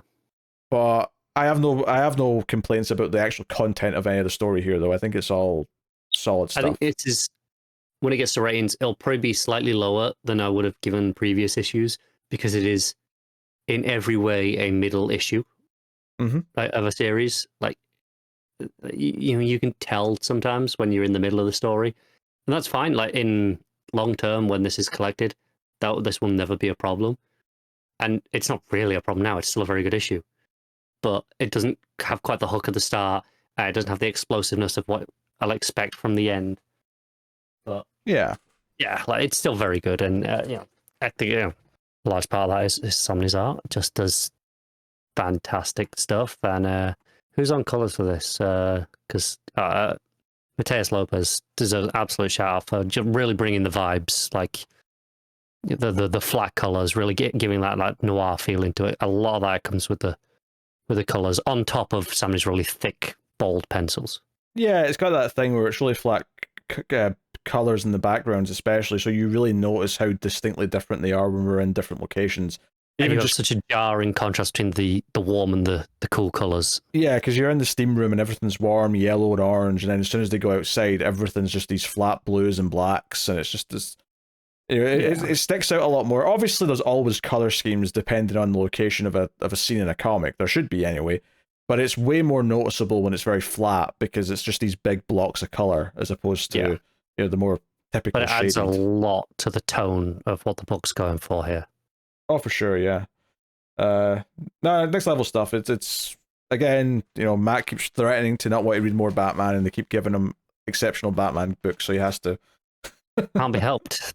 See, it's really annoying because they keep giving us Batman books because Batman sells, but that means they have to keep putting good creators on Batman because they really want to write it. Because one, money, and two, seems like everyone wants to tell a Batman story at some point. Pretty much. I mean, plus there's just like, I feel like there's a lot of characters who, okay, obviously there's a bunch of writers who really love Flash or love Wonder Woman or love Green Lantern or whatever. And everyone loves Batman to some extent. Yeah, all of them like Batman though, so they all want to do a Batman story. Yeah, so like, I think like every comic writer has at least one good Batman story in them. Obviously, some of them have a lot more. So, I don't know. I'd argue that some don't have any. Like Trip Zdarsky still trying to prove it. I mean, no, he has one. He hasn't written it yet. Okay. He has one in there somewhere. No, I tell a lie. He has written his good Batman story. He wasted it on Daredevil. I was worried you were going to say The Knight, because, well, The Knight was a solid enough book at the time. I've really soured on it because of how much he keeps digging into it. Yeah, no, that's fair. No, he wasted his Batman idea on Daredevil. Yeah, which is very good. His Daredevil run's great, but yeah. Yep. Okay. All right, what are you rating Batman and Robin year one? I'm going to give it 7.5. I think I'm knocking it a little bit just because of that middle issue syndrome, but like it's still very good. Yeah, I'm going 8.5 on this. Like, I think again, I probably I think the last couple issues I was giving 9s and maybe even 9.5s to. I can't remember, but this is a little bit less structurally interesting for sure. Yeah, but it's still gorgeous. It's still tonally is working for me. It's still all the like I as much as it took up half the issue, I really enjoyed seeing the Clayface messing with all the gangs and all the different ways that he was doing that. It was a good, because it was such a big reveal last issue. It felt justified, even though it messed with the structure a bit, to spend time on it this issue to really show, okay, here's more to that, because that was the big thing that left you on. So that's fair. All right. The question all along the Watchtower issue 2. Alex Segura writing with Cian Tormey on the R. So this was one last month when issue 1 came out. I was going to read it no matter what, but I definitely like almost was hoping, I hope this is kind of shit, just so it's just one less thing to be reading right now. Even though the concept of Rene Montoya being like the sheriff of the space station's cool. I still don't think I like it quite as much as I want to, though. I like it more than I thought I was going to. So, but that's not to say that I love it. But I think it's good, and I think it's got a cool idea. I think it's good, but I think I wanted it to be great. Sure. Because the last issue, it really established like what the life is like here. It's like a city in space, basically, because there's so many goddamn heroes, and there's a murder by the end. Well, an assault because he's still alive, but it seemed like a murder at the time, which is why I call it that. Yeah. And Matt did a lot of great work in this last time. Actually, Matt really went on the whole like thesis of like why this is Watchmen connected because of the animal, but also the reference to the oh god, what's the name? Like the daughter, the marionette or whatever it was, I can't remember. Oh, okay. Yeah, but she was mentioned, so it was like, oh, and obviously it's called, it's the Watchtower, like who watches the Watchtower, and that's something that they don't say that exactly, but that Renee was kind of posing that question in her narration in the issue as well. So there's a lot of little Watchmen. I did not get that originally. Yeah, not that this issue necessarily drives any of it further home, but still, it was interesting to think about all the same. The big thing here, though, is that when they get some security footage of someone going to Renee's place, because it was her apartment that was the crime scene, is that Batwoman was going in there and looks very suspicious. So Renee has to confront her about that, as well as go and talk to the bartender at the club about what she saw the night before. So that's a whole thing as well. But Eradicator shows up. That's the kind of the big thing for this issue. Is Eradicator shows up and steals some stuff from the armory. Specifically, what was this kryptonite thing he gets? It's in the. That's not a kryptonite ring. Sorry, it's a Green Lantern ring. That's what it was. I saw the green and jumped to the first thing I thought of. Oh, cars went mute again, which is a really awkward time because I really have to go let a cat in. So I've got to just put up with the sound of clawing in the distance for a second. Yeah. Oh, obviously, when she actually confronts Batwoman at the hospital bed of the Challenger who was assaulted and left for dead, Batwoman immediately gets like, "Wait, you think this is me? Why would you think this is clearly not me? Come on now. I wouldn't do that." And and of course, Eradicator shows up halfway through the conversation to get into the middle of things. I think I'm back. You're back. Yeah, you're gonna go. Okay. Yeah, Eradicator is a little bit depowered. We don't know exactly what's going on with him. Obviously, it points out that he should be Superman levels. He should be storming through this, and obviously he's still above what Renee can handle herself, but he should be far and above where he is now. So there's some questions as to what exactly is going on with him for a start. Yeah, is it an absolute power thing? With all the power, like some people's powers getting taken away at the end, or is it something separate from that? It feels weird that would have affected Eradicator. Yeah, because he's tech rather than a being. But you can't rule it out, I suppose. You never know. That's one of the things I was critiquing last week is like just how few people that power swap thing seems to have actually affected. It's like a really, really short list. Kind of forgot it happened until they mention it every so often. Yeah. Don't get me wrong, there was a fun reveal to do with it last week, which I'm assuming you haven't read yet, but... I have not read anything last week. Okay, well, I won't say that.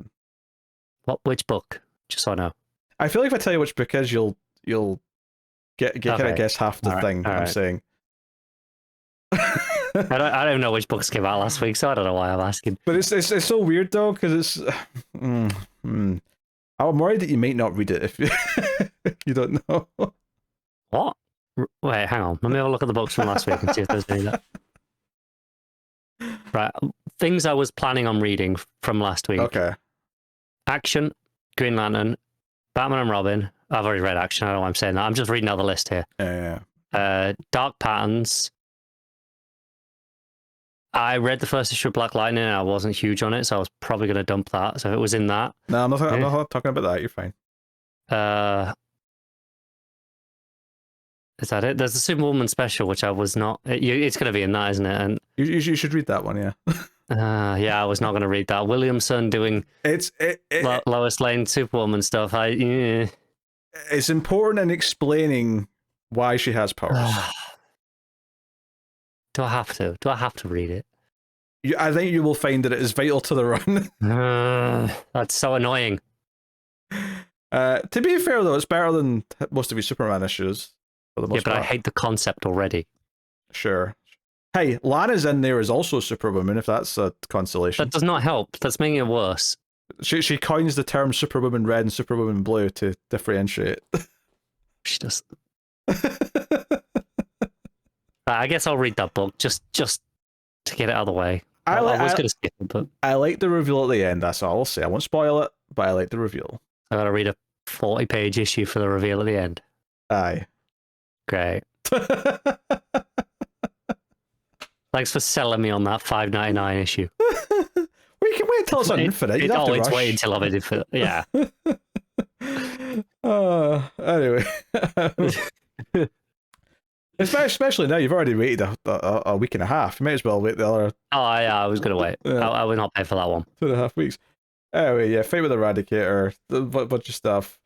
The cliffhanger at the end, though, is we go back to like Jaime, who's like at the computers, and at the end, there's like someone's like hacking into the computer system, and it says Phantom Zone containment disabled. So Eradicator or someone seems to want to get someone out of the Phantom Zone container. Which notably, action is referenced a couple times in editor's notes that it's set before the start of Justice League Unlimited. Yeah, so whatever they do with the Phantom Zone at the end of action must obviously set up this Phantom Zone door that's in the new Watchtower. Yeah. So yeah. I think, and there's also obviously the question then, okay, what was going on with Batwoman? Was it actually her and it was some sort of mind control? She's mind wiped. Was it not her and it was a shapeshifter? Yeah. Was it all just doctored footage? Was she there at all? Like, or was anyone who looked like Batwoman there at all? Like, I mean, yeah, if you put a woman in the Batwoman outfit with a red wig, I mean, it would probably be pretty convincing. No, I mean, sure, someone could just dress up as Batwoman, I guess, but like, I mean, was it more like doctored footage as in like? Oh no, I get what you meant. Yeah, like digital style, I suppose. Yeah, AI at play kind of thing. Yeah, I'm sure DC Universe's AI is way more advanced. It actually works. Well, I mean, Amanda Waller used it for the fake news during Absolute Power. Sure. One of the more inspired choices of that book. Yeah. This wasn't as good as issue 1 because issue 1 had like the sort of just the slice of life of her walking through the station, learning what it was like was quite interesting, and then the murder mystery at the end was like, oh, compelling. This is not bad, but I will say Eradicator's inclusion was kind of like I was just enjoying the investigation of the murder, and then Eradicator showed up and there was a big fight. Yeah, you just want the murder mystery sometimes. Yeah. So it does feel occasionally like a bit of an editorial oversight of like, hey, no, this needs action. It won't sell without action, and kind of harms it a little bit. Yeah, that's definitely dragging my my rating down. Art's fine. Art's very house style, I would say. Cian Tormey. I'm never that impressed with it. I'm never that. I'm not that disgusted by it. It's fine, but it's not standout though. Yeah. Yeah. All right. What are you giving question? Pretty 6.5. So it's pretty. It's almost good.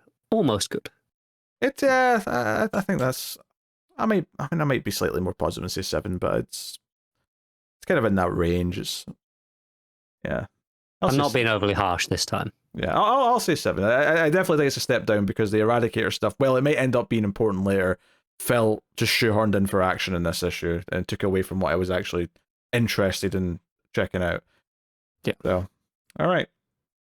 Green Lantern, Green Arrow, World's Finest Special, Issue 1. This is a one-shot by Jeremy Adams and art by Lucas Meyer. Well, on the main story anyway. There's kind of a backup as well. But it's just more of a sequel to the main story, if anything. So, yeah, this... I didn't really look into what this was all that much. It was probably in the solicit text when it was set, and I could have went in with the expectations. But it turns out that it's got the World's Finest branding, which DC seems to be using right now as, oh, this is set in the past. Maybe Silver Age, maybe a little bit later, but in that kind of range. This one gives us a little bit more explicit, and not only is it the pairing that here that we're expecting, but yeah, on the front cover it does say "New Tales from a Hard Traveling Era." I'm like, okay, that tells you. Well, it gets even more specific by the end, though, because the end of the issue specifically says, "To be continued in New Teen Titans issue 2, 1984," or whatever the year is. It does really date it quite specifically. Yeah. Very specific, because this ends up being a Deathstroke like focus story, and it's basically the first time that early grey Deathstroke. Yeah, it's the first time that Hal or Oliver have encountered them, and then later Barry in the second story. So that's really what this is about. Is Deathstroke trying to kill them, and they're on a road trip. Ollie wants to get back to Dinah. They've been out longer than they expected to, and the Hal keeps pushing them to stay out for longer. And Deathstroke shows up with a rocket launcher and tries to kill them, and that's the premise of the book, really. That's the. I mean, obviously there's like more beats to it, but that's pretty much it. He tries to kill them. He thinks he succeeded. He didn't.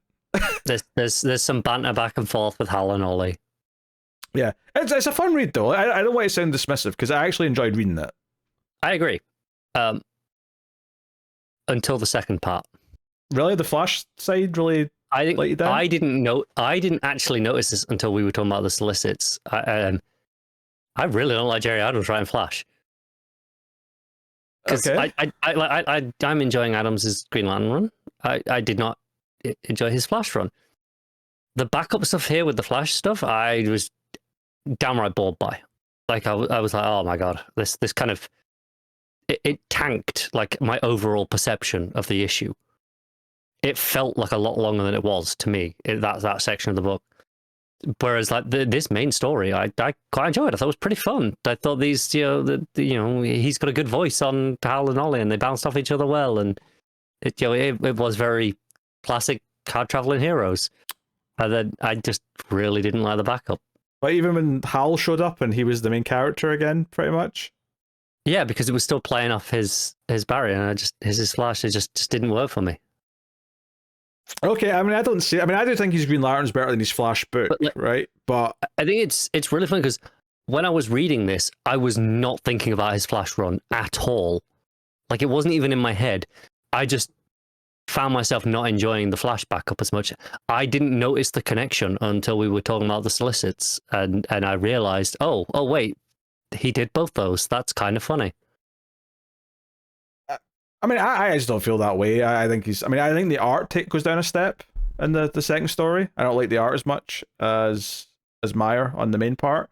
I also, as well, I think with the ending of it, I like it less as well, because if it had just been the first part and it was this standalone one shot of just, hey, this is just an early adventure with Deathstroke, early days stuff. Hey, this is fun. I think the end with Deathstroke kind of going, hey, no, you work for Hive. I want, Tormey, and it being like this really direct lead in to the new Teen Titans stuff makes me like it a little bit less as well. I feel like it kind of, it forcing itself into that continuity instead of just being, hey, it's just set around that time. Like all the other World's Finest branded stuff these days is. Yeah, it just didn't sit right with me. That didn't bother me. I mean, if anything, I just got a sort of smirk in my face where I'm like, oh, okay, you're saying this is like right before his like first appearance, basically. Yeah, it just for me, it felt unnecessary. I mean, I'm not gonna say it's necessary. I mean, I give it a smirk. It amused me well enough. I think it's a fine one shot. It's definitely not a must read by any stretch. It's got some nice art, particularly in the first story. There's some nice banter between the characters, but admittedly, if you told me exactly what this was before I'd read it in a week where I had 12 other books, I probably wouldn't have bothered. I probably would have said, you know what, I'll skip that 40-page book. But yep.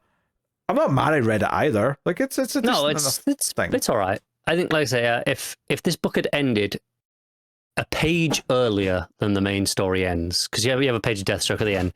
If you go to the page before that, it's where they're going, red or black licorice. And he's like, red. He's like, fine. If you end it there on that comedic beat, I'd probably rate this book a whole point higher than I'm going to. I haven't decided what my score is yet, but it would be a whole point higher if it had ended there. I know that. Because it's up to that point, again, maybe not on this week where I had about 50 comics to read. Maybe I wouldn't have bothered still, but it was enjoyable enough. Like I was having a good time. I wasn't mad that I was reading it, even with all that amount of comics. It makes me wonder if they're going to do more of these one shots, like just like, hey, here's an early days story of this character, so on. They are really establishing that's what the World's Finest means right now. Yeah, I was like, you know what, that's exactly what that book has been, and they had that Teen Titans like tie-in 6-issue series as well, which wasn't even tying in directly to the book, but necessarily, but like it was set in the same not even the same time period necessarily, but like it was the idea of like classic Teen Titans. Yeah, classic era stuff. I mean, who knows? Maybe at one point we'll actually get a really terrific story out of this that's like, oh, hey, this is going to be an all-timer book now, set in that early days of whatever character it is. But as it is, could well be, yeah. It's mostly been fun and fluff for the most part, which isn't bad. But this kind of falls into that. I think the problem that I have is you could update the outfits on this book, like so Ollie's wearing like a more current outfit, and this could be present day. Like everything about this could be exactly the same because you guys' relationship with Dinah's still there. You can have them just, hey, we're going on a road trip for old time's sake. Yeah, it's basically just a case of them not referencing anything that specifically puts it in that era. Like, you know, like Barry being Flash does a little bit because he's not Flash right now, but other than that, early Deathstroke. But if you just change it to modern Deathstroke and he's taking that for a reason, obviously you have to tweak a little bit. It's like the weakness to yellow. Like there are little tweaks you have to make, but nothing major. This could very easily be a present day issue. Yeah, and I don't think it'd be any worse for that. It wouldn't necessarily be any better, but I feel like there's a little bit, if I'm being cynical, where it's banking on the nostalgia a little bit of, hey, look, it's this duo from the past where in a time where you loved them.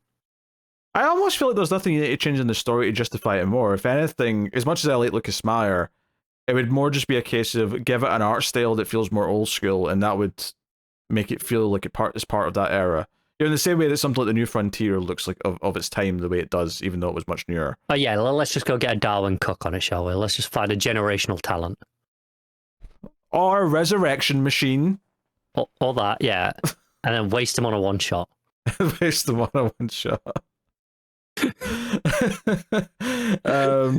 All right, what are you rating the World's Finest one shot? I'm gonna give it a 5. It would have been a 6 if it ended where I preferred.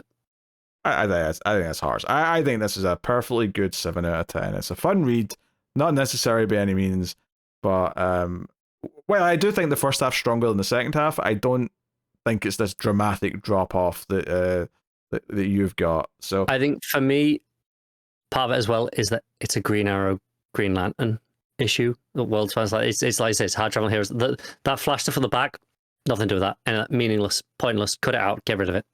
What's so funny is it said next time Deathstroke goes after Flash, and I thought, oh, there's going to be a sequel to this issue, and then I turned the page and I was like, oh no, it's right now. I did that as well. It's actually just in the book. Okay, here we go. But yeah, fair enough. All right. Challengers of the Unknown, issue 1, Christopher Cantwell with Sean Izaakse on art. I will admit, this was the last book I read, and I almost didn't. I almost said, I'm done. I don't think I've got another one in me, and then I said, oh, go on then. I'll fight through and see what it's like. With the caveat of not spoiling my thoughts on another book coming up, I quite like Cantwell. I got 4 pages into this, and I nearly dropped it. Oh. Do you know what? Actually, it may be the same page. I almost decided to stop reading it. Is it a 2-page layout? Yep. That was the page where I went, oh, I don't know, but this is a lot of text. The page before, I was like, this is a lot of dialogue on this page. Mm-hmm. And then I got to the double page right after, and I went, oh, I really don't know about this. Yeah, I almost didn't read the rest of the issue based on that page. And then the title page had the big, it was like a log entry from Mr. Terrific, like adding into like the context of the plot, and that was like a big wall of text as well. And I'm like, oh, I didn't read any of that, I'm not gonna lie. Yeah, I skimmed it. It was whatever. Luckily, once they've got their mission, and then it focuses on just Superman and one challenger going off to, because basically the plot of the book is that there's these dark side anomalies or apocalypse anomalies that have popped up in different places near enough in space. So there's one on Mars, there's one in the water, there's one on Dinosaur Island, so on. It gets better. Yeah. Well, I think it's once it pares down to just a couple of characters, and you've got Ace from Challengers basically like, oh, I could have been Hal Jordan. I could have been that guy. I could have been a Green Lantern. And Superman helping him get to the anomaly.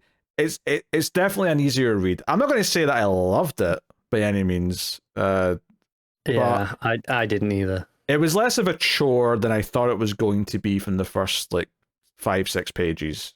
Like I said, I think the first 4 or 5 pages, wherever it was, I nearly just dropped out. I kind of wish I had. I don't think I'd have regretted if I had. That's fair. I mean, I don't think I'm going to read the rest of it now, to be honest. Even though it's obviously... I feel like I can see the formula already of each issue will be a different challenger with their pairing. Up until the last one or two, when it's time to like wrap things up, it's going to be... So this was Superman in one challenger, next one will be Batman in one challenger, next one will be Wonder Woman in one challenger. Rinse and repeat. I can see the formula, and I'm already like, I don't know. I don't know if I want to read I all that. appreciate that they're on the Watchtower. They reference that they don't know where their other member is. That's the one that's almost been killed in the question book. So it's nice that the editorial's keeping that all linked up. But and ultimately they find this anomaly, and like Ace looks into it, and he ends up like there's multiple Aces. One's dressed as a Green Lantern, one's in civilian clothes, and they're all fighting each other. And so whatever this anomaly's done, it's like messed with his head and like showing him like multiple versions of himself. And at the end, when he's back in the Watchtower and they're checking he's okay, Mr. Terrific pulls Superman aside and says, "You need to go back to that anomaly and destroy it." And he's like, "What, really?" "Yeah, and I'm actually kind of worried that whatever was in it has infected the challengers themselves." And that's kind of the cliffhanger, which, don't get me wrong, that's mildly interesting from a plot idea. There's a nice idea of the police of the Watchtower being infected and working against all the heroes. But there's something there, but I don't know if that's I don't think that's what the book's going to be about. Yeah. I think my big thing is that this was book number 13. It really had to be great for me to want to keep reading it. And, given that next month is probably going to be maybe not quite as busy, but it's going to be pretty busy still. It's going to probably be still about 10 books. Week, yeah. Yeah.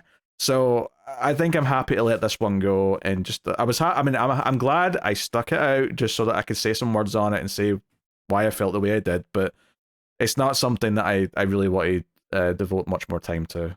So this is the 4th Cantwell book I've tried, and it's the first one I've been truly disappointed in. This is only my 2nd, I think, after Plastic Man. But so I've read his Iron Man. And he also took over and did a bunch of the Buffy comic. Okay. Yeah. I may eventually read that at some point. That's pretty solid. That's cool. Like, I think his Iron Man was better than his Buffy. Don't get me wrong, but but I like Buffy more than I do Iron Man. So you do, yeah. No, but I think his Iron Man is extremely good. Really, every Iron Man book I have tried, and there's not been many, but because obviously the movies were a big thing, there was a period where I tried a few of them. And all of them left me going, eh. Like, it's the first Iron Man book I've thought was legitimately very good, and not just like, this is okay, I'll read it. And before Iron Man fans get mad at me, it was all current runs and recent runs. It was not. I didn't go back and check out classic material. So if there's a great run from Iron Man back in the day that everyone swears by, I didn't try that. So they don't. No one cared about Iron Man before. Yeah, no one did really. No. People talk about Demon in the Bottle was a big thing. Well, okay, sure, but like that. If you say so. Yeah. Anyway. All right, what are you rating challengers? I think we clearly don't really care about talking about it much more. 5.5. I think I agree with that number, actually. I think that's exactly where I would put it as well. All right, so that's not returning next month. Unless Matt really liked it and he wants to talk about it, I guess. That would be so Matt. That said, though, he also is feeling the weight of like all these books, so he's probably happy to like DC are publishing a lot right now, aren't they? It's just all these all-in books starting sprinkled out through all these. Annoyingly, I think most of them have been pretty solid. They have. Most of them have been good. Most the absolute books, I've liked all of them. I expect to like the ones they're starting, except maybe Martian Manhunter. So a lot of good stuff coming out. Batgirl. That might even surprise you. You never know. Oh, right, yeah, it may surprise me. Interesting Black Label / Elseworlds books have been, usually have been interesting. Did you guys enjoy Green Lantern Dark? We did like issue 1 of that, yeah. Yeah, I quite liked it. Yeah, it was a bit weird because it's like, well, it's another book, right? Yeah, it was always so funny about it though. Is we got to the end of that issue, and I went, that could have been one shot. I feel like it was over, and there's like going to be 3 more issues or whatever it is. Yeah, but yeah, cool. All right, Jenny Sparks, issue 5. Tom King writing, Jeff Spokes on the art. All right, Connor gets a small break while I do get a break. Yeah, talk about this. So me and Matt said last time that issue 1 of this was pretty much perfect, but the book itself is probably one of the weaker Tom King series, just because it's it's not quite hitting quite the same way that a lot of his other stuff has. And so I went into this issue with kind of muted expectations because of how I felt about the last one.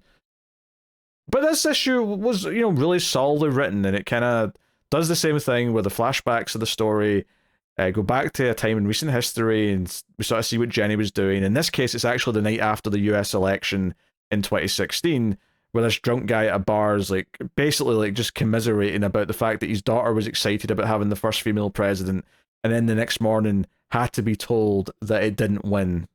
The other guy won. The monster won.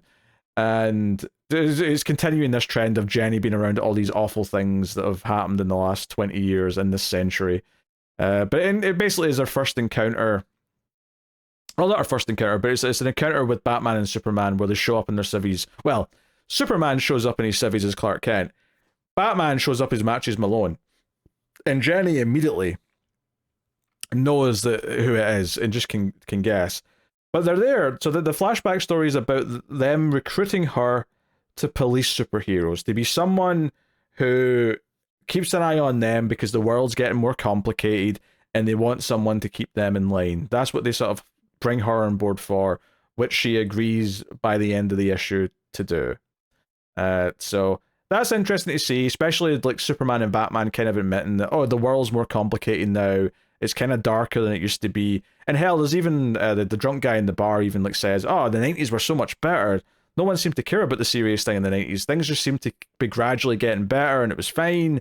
And then all of a sudden there's all this stuff where you have to be sort of politically and morally on your toes all the time.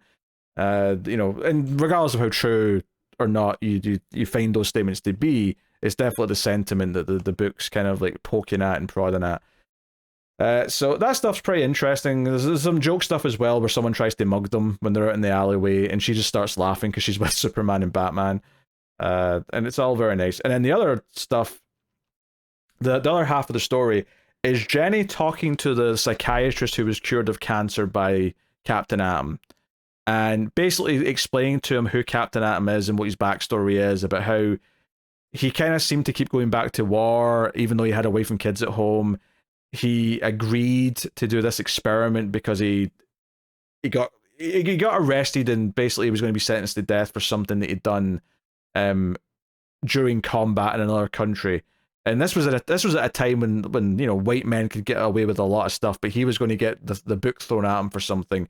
So he agreed to this experiment where he'd go inside the alien spaceship, which the US government had gotten hold of, and they were going to test to see if someone could survive being inside of it when it was hit with a nuclear blast. And we see some art of this, and the art is really nice. The nuclear blast looks great, and I especially like though when it turns out that he wasn't unharmed, that some of the material of the ship melted onto him, that. Those panels look really cool actually, because that's effectively his origin. And then the idea that he showed it took decades. His wife had grown old with another husband at this point, and he showed up one night out of the blue, decades later, saying it stopped hurting. The idea that the pain of this transformation lasted decades, and he became a superhero because the government said, you've got superpowers, so now you're a superhero. So that's what he became, and he was very kind of apathetic about it. But Jenny is telling this all to the old psychiatrist who was cured of cancer because she wants his help to go back in and deal with them. And it turns out this guy who was cured of cancer, who should be jumping for the moon because he's been completely cured of everything that was wrong with him. His eyesight's better, everything. He was touched by God. He actually, there's a sadness to this in that he was actually looking forward to dying because his wife is already dead. His wife had gotten ill and died some time prior, and he was kind of looking forward to seeing her again, and this has actually delayed that. And this figure who wants to be called God didn't recognize the difference between tragedy and miracle. That this was actually something bad that he'd done because it was just sort of taken for granted that it was good. So, it's poking at these big ideas and these big themes again of what is right, what is wrong, delving a bit more into the character of Captain Atom and what's currently motivating him. But the more interesting stuff really is how it's been tying into these events in recent history. One of the best issues was a few issues ago where it was all about the 2008 financial crisis, right? And me and Matt joked a lot in that issue that we only understood half the dialogue because we'd seen The Big Short. But it really did help because it really did like put a lot of it in perspective. So, you know, I think saying you did in fact listen to Margot Robbie in a bathtub. No, I don't remember a word she said because I was too busy looking at Margot Robbie in a bathtub. But the rest of the movie, when the boring, ugly men were talking, I had to listen to them because there was nothing more interesting to do. Obviously, yeah. Yeah. So it's actually the negative effect that we're going for there. So yeah, no, it's interesting stuff. So yeah, basically Jenny's like, hey, we have to go in there, and we have to, you know, sort of like, because he's playing with all these people, and we see like a sort of montage of them in different forms because he keeps changing forms to interact with the different hostages that he's got, and you know, whatever's going to happen here, you know, this is probably going to kill him, and it's probably going to kill you too. But ultimately, you know, he is scared, and Jenny even holds his hand, but it seems like he's, you know, he's into it, right? He's willing to do it, and you know, we end with kind of the big moment of like going towards that, but. It's also a sweet moment at the end, though. After Jenny agrees to like take on this job for the Justice League, she asks for the address to this girl that was being talked about by the dad at the start of the issue, where she goes to this kid's bedroom and basically just tells the kid she's seen worse. Like, it's been worse in history, and tries to comfort her in her own weird way. It was kind of a nice bookend to the issue, in all honesty. But yeah, I think it's a solid issue. I like it more than the last issue, but I will say the idea of this book as a whole, while issue 1 was one of the most perfect first issues that I read all year, the rest of the book's not been Tom King's best work. It's, you know, it's good, but it's just not as interesting or as hard hitting emotionally as his Wonder Woman work, or even that first issue of Black Canary we just got. Now that's just one issue so far, and that could end up feeling like this one. That's possible. But his track record for me, and as silly as it sounds to Connor, is very high. So this being just like a middling book by his standards is, you know, it is what it is. There's perspective to it for sure. So, no, but yeah, but the idea that the book's been gradually getting into like and maybe this is a complaint you could have about it as well. It's interesting for Tom King to reference actual things from the past 20 years, you know, since the turn of the century. And this idea, this character, the century child of the 90s, or should I say the 90s? The 1900s, I should say. The century child of the 1900s having to be brought out of like death and retirement to try and give us some hope that things can be better is like a statement on like how bad things have been in this side of the century and like everything. And this idea that we're clinging to like the past to hope for better is, you know, there's definitely some statements being made. It's bold when you're comparing it to 2 world wars, isn't it? It really is, actually. Yeah, when you think about what happened in the first half of that century. Don't get me wrong. There's been some bad stuff, but let's take some perspective. There was some very, very bad stuff before as well. You know. Yeah, but I think that's why it's like specifically this idea that everyone who's alive just now doesn't remember that bad stuff because we weren't alive for it. So, but we remember the 90s being easier because a lot of us were alive for that. We were kids, even most of us. So yeah, you know. Yeah, I think it's interesting, but you could argue that it would maybe be better if it was more subtext than actually just straight up talking about things that have been happening in the real world and placing it. Like, actually, I mean, they never say the names, they never say Trump, they never say Clinton, but you know, they reference that election. It's clear what they're talking about. It's from listening to you. Then it sounds very kind of Twitter politics. This good, this bad. This is the story, and it from what it doesn't feel like there is much story. It feels, this is going to sound really strong.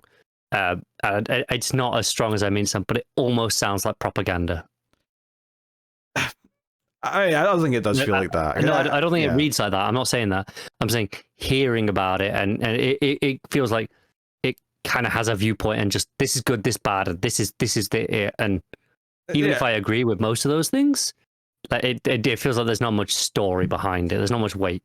Well, yeah, but the point of it though isn't to say what is good and what is bad here. It's more about how we as a generation are like dealing with these things, as opposed to, you know, like, obviously it's coming from the view that is clearly on one side of it, absolutely, but I don't think it's about trying to convince, like, it's taken for granted that this is the bad thing. There's no debate about it. It's like, no, this is the bad thing and this is the perspective the story's coming from. So it's not about trying to convince someone who disagrees with that to flip sides. It's more about just, how are we actually coping with this? If we are all in agreement, and most of the people reading the book probably are in agreement, right? For the most part, what political views we're dealing with. Let's be honest, if they weren't, they probably aren't still reading it. For sure, yeah. It's more about how are we actually coping with this, and what if this has created Captain Atom? And Captain Atom's kind of a, you know, he's an allegory for, like, you know, the empowered person who wants to say they're God and all the rest of it. You know, he's definitely representing, like, you know, he lives in a society, is what I'm saying. Does Captain Atom. And the Can't believe you just referenced that. Look, as a shorthand, I got the point across I was trying to make. This is probably a solid 8 out of 10 issue, though. I liked it more than last issue, and I'm curious to see how this wraps up. I think we've got 2 left. I think there's maybe 7 issues. That baffled me. What you just described did not sound like an 8 out of 10 issue. It's still really well crafted. Like, it's still really well paced. The way it tells the story, the reactions from Jenny when she's with Batman and Superman. There's a lot of great stuff in here. All right. If you say so. Look, it's a good one to bounce off of another person who read it with. So it's a shame Matt's not here for it. But you got me on my own, so I'm just doing my damnedest. All right. Sorry, I'm not Matt. Everyone. Plus, we're 12 issues into this goddamn show, right? The mental capacity to think is starting to deteriorate here. Anyway, Dark Knights of Steel, Allwinter, issue 6. J. Kristoff writing, Tirso Khan's on the art.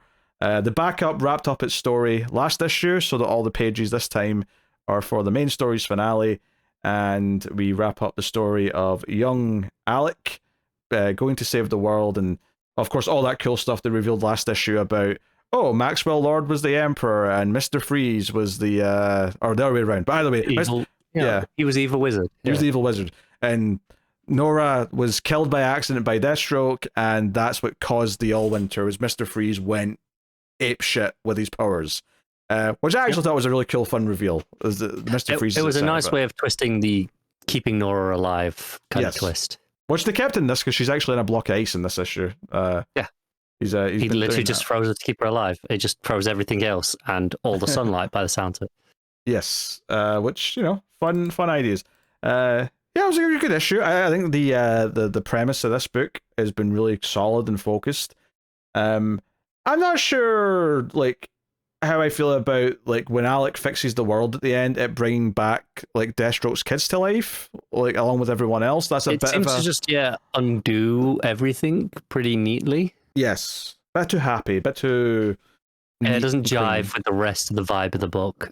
Yeah, and maybe that's just because we need this for something we're going to do in Dark Knights of Steel. It is very possible that's a request from Tom Taylor / editorial. But I have maintained I've liked this book more than the first series, and that includes the backup. It's not just the main story. Like, I think the backup with Aquaman kind of being the Superman of this world with the Kents has actually been kind of interesting. Well, you've got Batman's kind of the Superman as well. Superman's kind of the Batman. Yes. Yeah. That's a confusing statement. I was going to correct it and say the other way around, but technically, depending on how you think about it, either's correct. Yeah. Yeah, and of course, like Batman and what's her face? His wife, Deathstroke's wife. Adeline, thank you. Adeline shows up for like a save halfway through the issue. It's just kind of a moment. But you know, like the art's cool. Seeing the flashbacks to Slade freaking out after he's like killed Nora or almost killed Nora and try to get his family out of the city when all this stuff starts happening. You know, it feels big, it feels apocalyptic, and seeing like the actual cold take over as the color drains from the panels. It's kind of weird in that I feel like this is one of the more underwhelming issues of the book because the ending is nothing subversive, right? Yes. Like it ends in a way that makes complete sense for everything this book is built to, which is very good, but also it's like not like a big compelling, like, oh my god, look, read this. It's just like, yeah, this does what it's meant to do and it does it really well. Yeah, almost every issue has revealed something that's been really fascinating by the end. Whether it was Mr. Freeze is at the center of it, or issue 1 was Alec Holland with the color and all that. you know, and there's been stuff like peppered throughout that have been like big reveals, and this one doesn't have that, and that's fine. I don't think it needs it, but it definitely means that, yeah, as far as like talking points go, it's probably the least exciting. It's pretty straightforward, yeah. Yeah, you know, like Mr. Freeze traps them all in ice at one point, and Slade begs to kill him instead of Rose, which obviously makes Rose like hug him at the end because he actually put his neck out for her. That's the whole thing. Yeah. You know, that was kind of the big dramatic point that stuck out to me. Other than, of course, the gorgeous art when Alec actually uses his power. When he goes up to Nora, he's like, I know what I need to do now, and he sort of blasts the power of the green. It's quite funny because I actually think the last couple of pages where everything's normal in color are probably some of my least favorite. But like when the color just splashes through the black and white earlier in the book, and this issue and before, it's gorgeous. Yeah, because that was a big thing as well in issue 1, or maybe it was 2, where we first did that, where he had these powers and it kind of made everything colorful for a second. I think it was the very end. I think it was like the last page of issue 1. No, really interesting stuff. But yeah. I think it's a great little mini, and I think I said it on issue 1 or 2 when I was on a talk about it, that this very much is the Unkillables of this world for me right now. Yeah, it feels because that ended up being my favorite thing of Deceased, and I loved Deceased as a whole, but Unkillables was my favorite part of it. Yeah, I really liked Allwinter. I think Down on Steel. I think I like Down on Steel more than you did because it just hits my vibe a little bit more. But I think this is significantly better. I think it's just more focused. There's not like there's so many characters in the main story that's struggling. So many things. This is half the length. It's half the length. It's more focused on a few select characters. I just think, and that goes for both the main story and the backup. The focus, I think, really helps it a lot for me. Yep. So. Notably, Unkillables was half the length as well. That's because that was only a 3 issue instead of the 6. Yeah, they were like double sized though, if I remember correctly. They might have been. They were beefy boys, if I recall. But there were still only 3 issues. Still counts. Yeah. Okay. Yeah. Wait, how long was Darkness to Steel? 12. Okay. All right. And this is. It was 10 or 12. Yeah. It was long because it had some delays as well. That's right. Okay, and this is 6 with also backups, so it's got a little bit extra. Yeah, but I'm kind of like, even if you take the backups out and just look at the main story, I think, okay, go by that, and it's like half the length. I still think, even if you completely disregard the quality of the backups, which are very good, I still think this is the better book. Yeah, the King Shark stuff was good in the backup stuff. It was good. Yeah, I think even though I like this more than the main Darkness of Steel, this has made me more interested in the sequel. Because like I'm a bit more invested in the world now than I was before. That makes sense, yeah. So, you know, if nothing else, that's achieved something. So yeah, pretty good, but no big surprise like a lot of the other issues had, and maybe a little bit too happy with the like magically bringing like all the people who died back to life.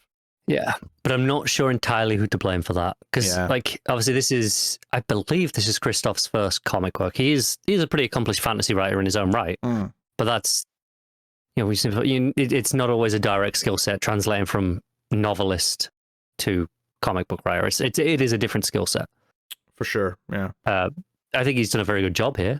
I think he's transitioned pretty seamlessly. But I don't want to necessarily blame him for the decision on the ending. It might well have been him. It might well have been he goes, no, this needs a spark of happiness at the end. Or it could have been editorial / Tom Taylor being in charge of his own little corner and being like, no, I need this for the future of this world. Yeah. And like, how much will it really affect if like Deathstroke's kids are around for whatever's coming later? I don't know if it will. Maybe it does, maybe it doesn't. But yeah, it's hard to say right now, isn't it? Yeah. It's still very good. Like I mean, it might be the least interesting issue technically, but it's certainly like if I sat down and read all 6 of these in one sitting, I think I'd be very satisfied with the little story I read. I think this is going to be a great collection. Yeah. All right, what are you rating Allwinter issue 6? I'm going to give it an 8, but I'm acknowledging that probably on its own right as an issue it's probably a 7, but an 8 because it's a good conclusion to a story overall brings it up. Yeah, I think I might even dip lower a little bit and say 7.5 just because the ending's a bit saccharine. It doesn't quite fit the tone of the rest, but it's but I think as a whole, and this is a one way that reading monthly makes it a little bit worse, because like I say, if I read this in a trade in one go, I wouldn't have had time thinking about what the final issue would be, and I wouldn't be looking for like whereas here I was looking for my dose of the next shot in the arm that I got from the last several issues. I was expecting that again, and I think we get that. So plays a little bit differently because of that, but it is very good at what it's trying to do. All right, Plastic Man No More, issue 4. Christopher Cantwell writing with Jacob Edgar and Alex Linz on the art. So this is the final issue of this, which had a very fun concept, which is that Plastic Man finds out he's dying, and in an effort to try and maybe reverse it, but mostly to save his son, who might suffer from the same thing someday, tries to devise a plan to fix it, which obviously developed into hitting them with a nuclear bomb. Yeah, this goes from like, hey, this is a whatever little book is Plastic Man, to, well, we're killing the metal man. Maybe Chimp's gone. Don't worry about him. Yeah. I think things go. Just don't worry about it. Don't worry about it.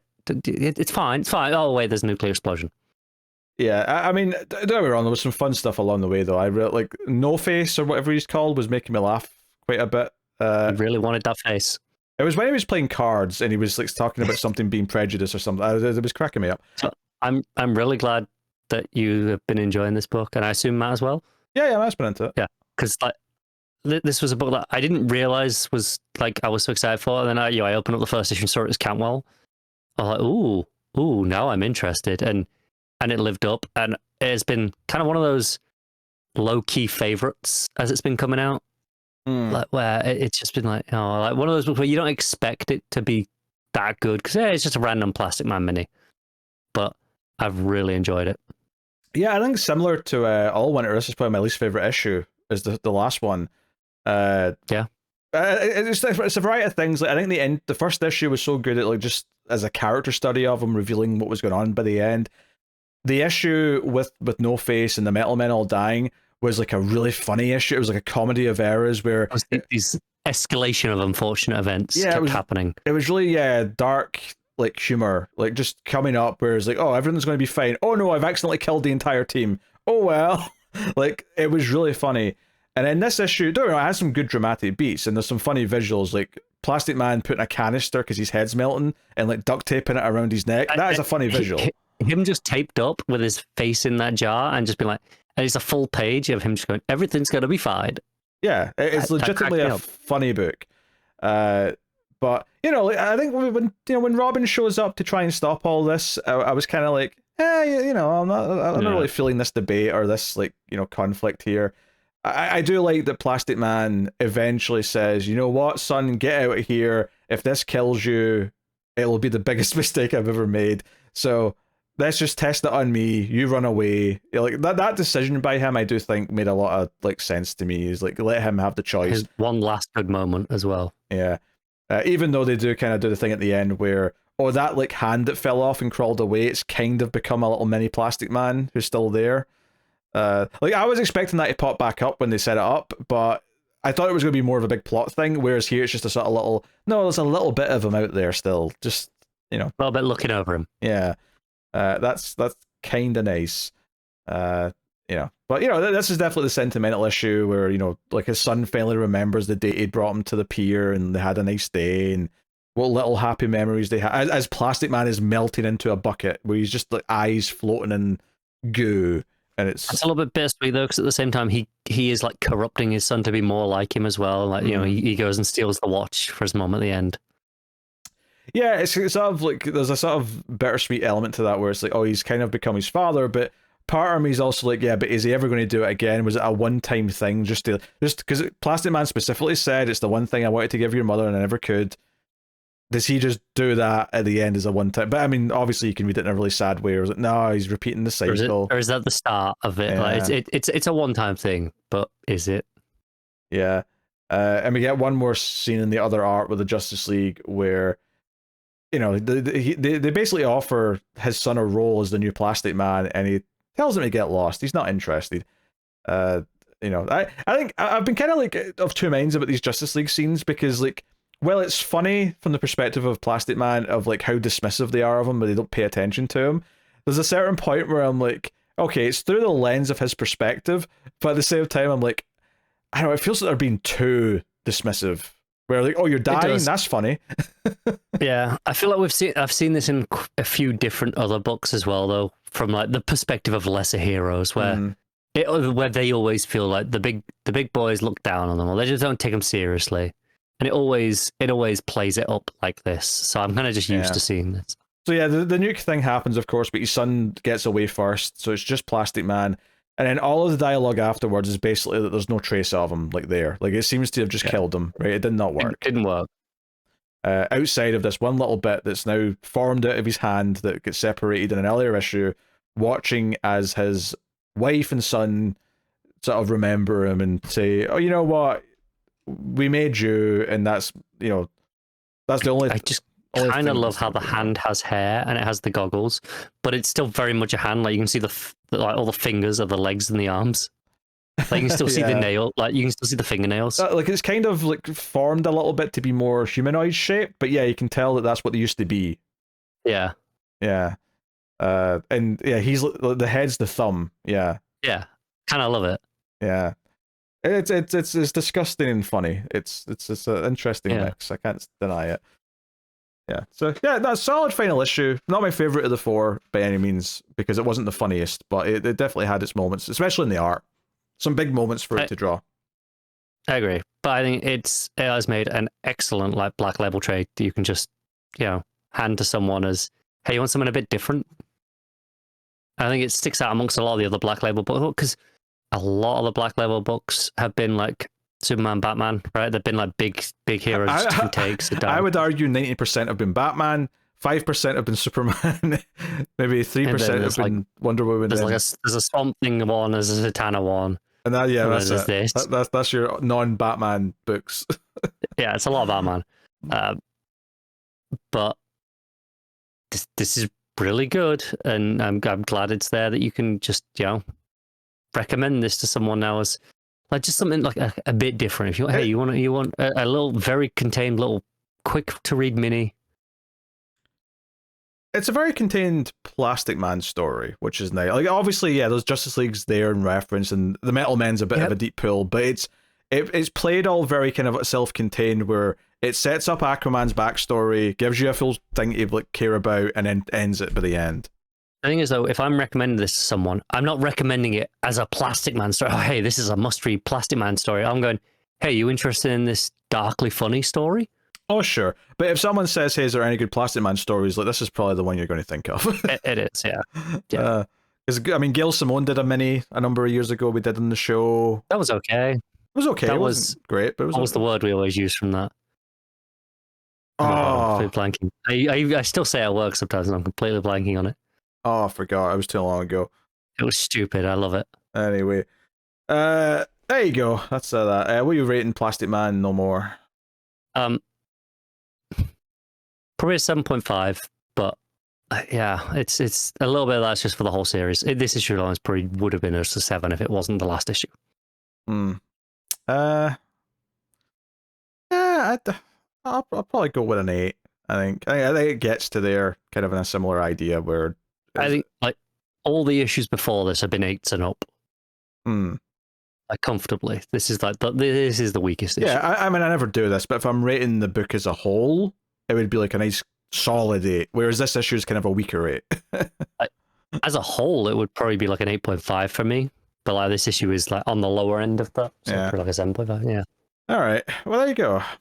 That was the last book, everyone. Believe it or not, we got through it. We made it. Yeah, so that takes us out to the final part of the show where we pick our favorite stuff of the week for it panel/moment.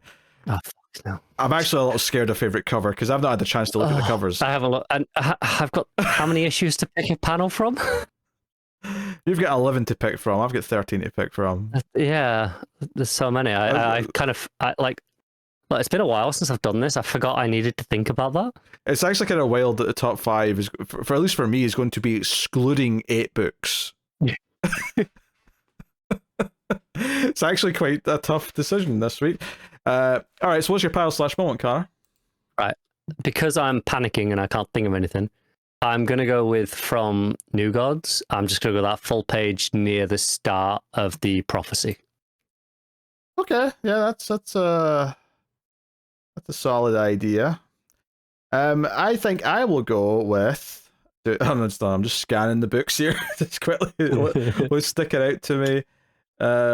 More than anything, I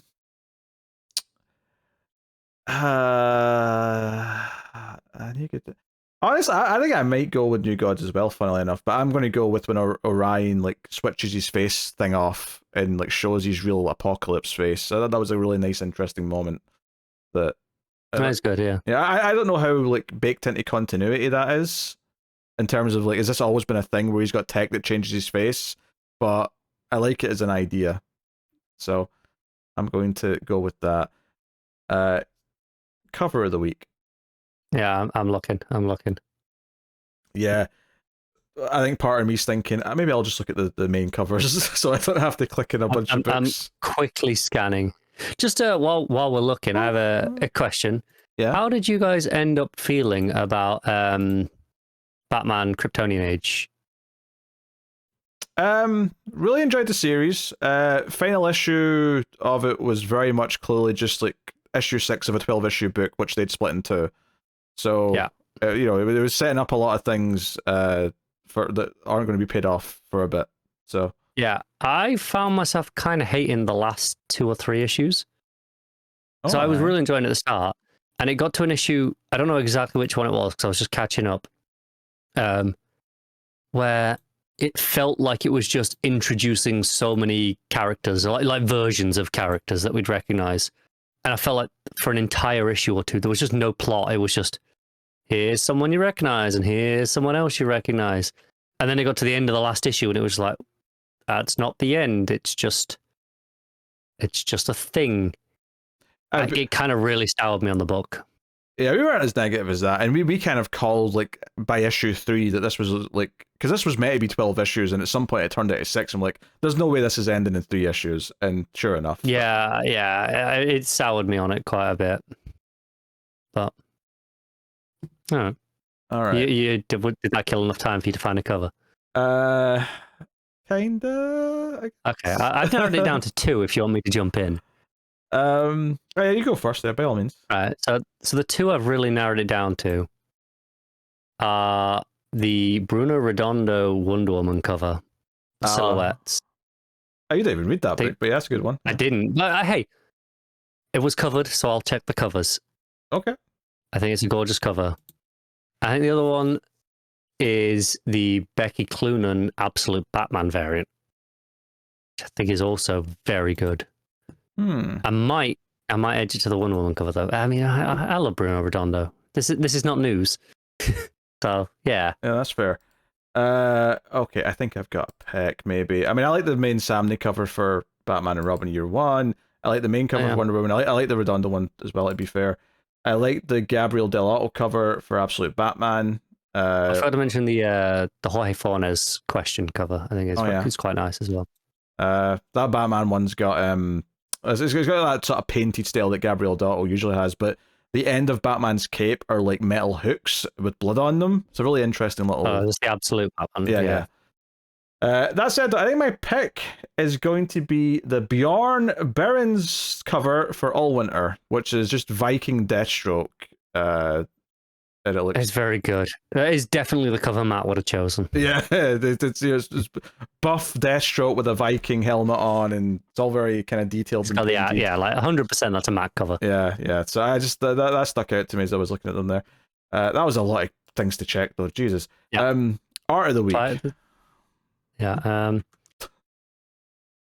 I hate to be boring, but I'm probably gonna go with New Gods. Oh, I think that there are serious contenders with Absolute Batman, and that has the benefit of being one artist with Dragotta.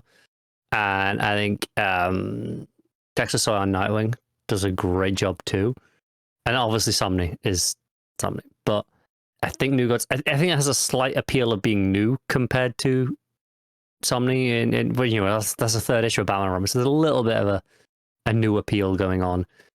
But I think Cagle, and I can't remember who the other artist is, because I know there's another one that does that first few pages.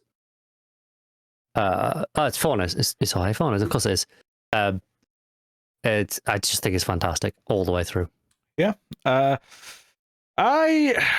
also have Redondo on Wonder Woman to pick as well. Oh yeah, I forgot you have that. That's tough. That's an option. Tirso Collins was great on Rise of Steel again.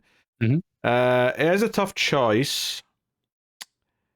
I think for me, it maybe comes down to Samnee or Soy, if I'm just going with my gut. I think I'm going to edge it to Samnee, but there's a lot to pick from, so there's definitely a handful of really good choices, for sure. All right. This is I don't know. I don't remember. Obviously, this is Lopez on colors for Samnee on this issue. Is that the same colorist that worked with him on Daredevil back with Waid? Because it feels like it feels similar, but I don't know if that's someone trying to match that or not. Yeah, I've got no idea, but it does look similar. Job, yeah. All right, top 5 books of the week. Oh my god, there's so many books. Right. I'm going with New Gods at 1. I'm confident on that. I think I'll go with Nightwing at 2. Yeah. Can't remember what I rated them. They were all so long ago. I'll go with Nightwing, and then I'll do Allwinter. Then Batman and Robin, and then Plastic Man.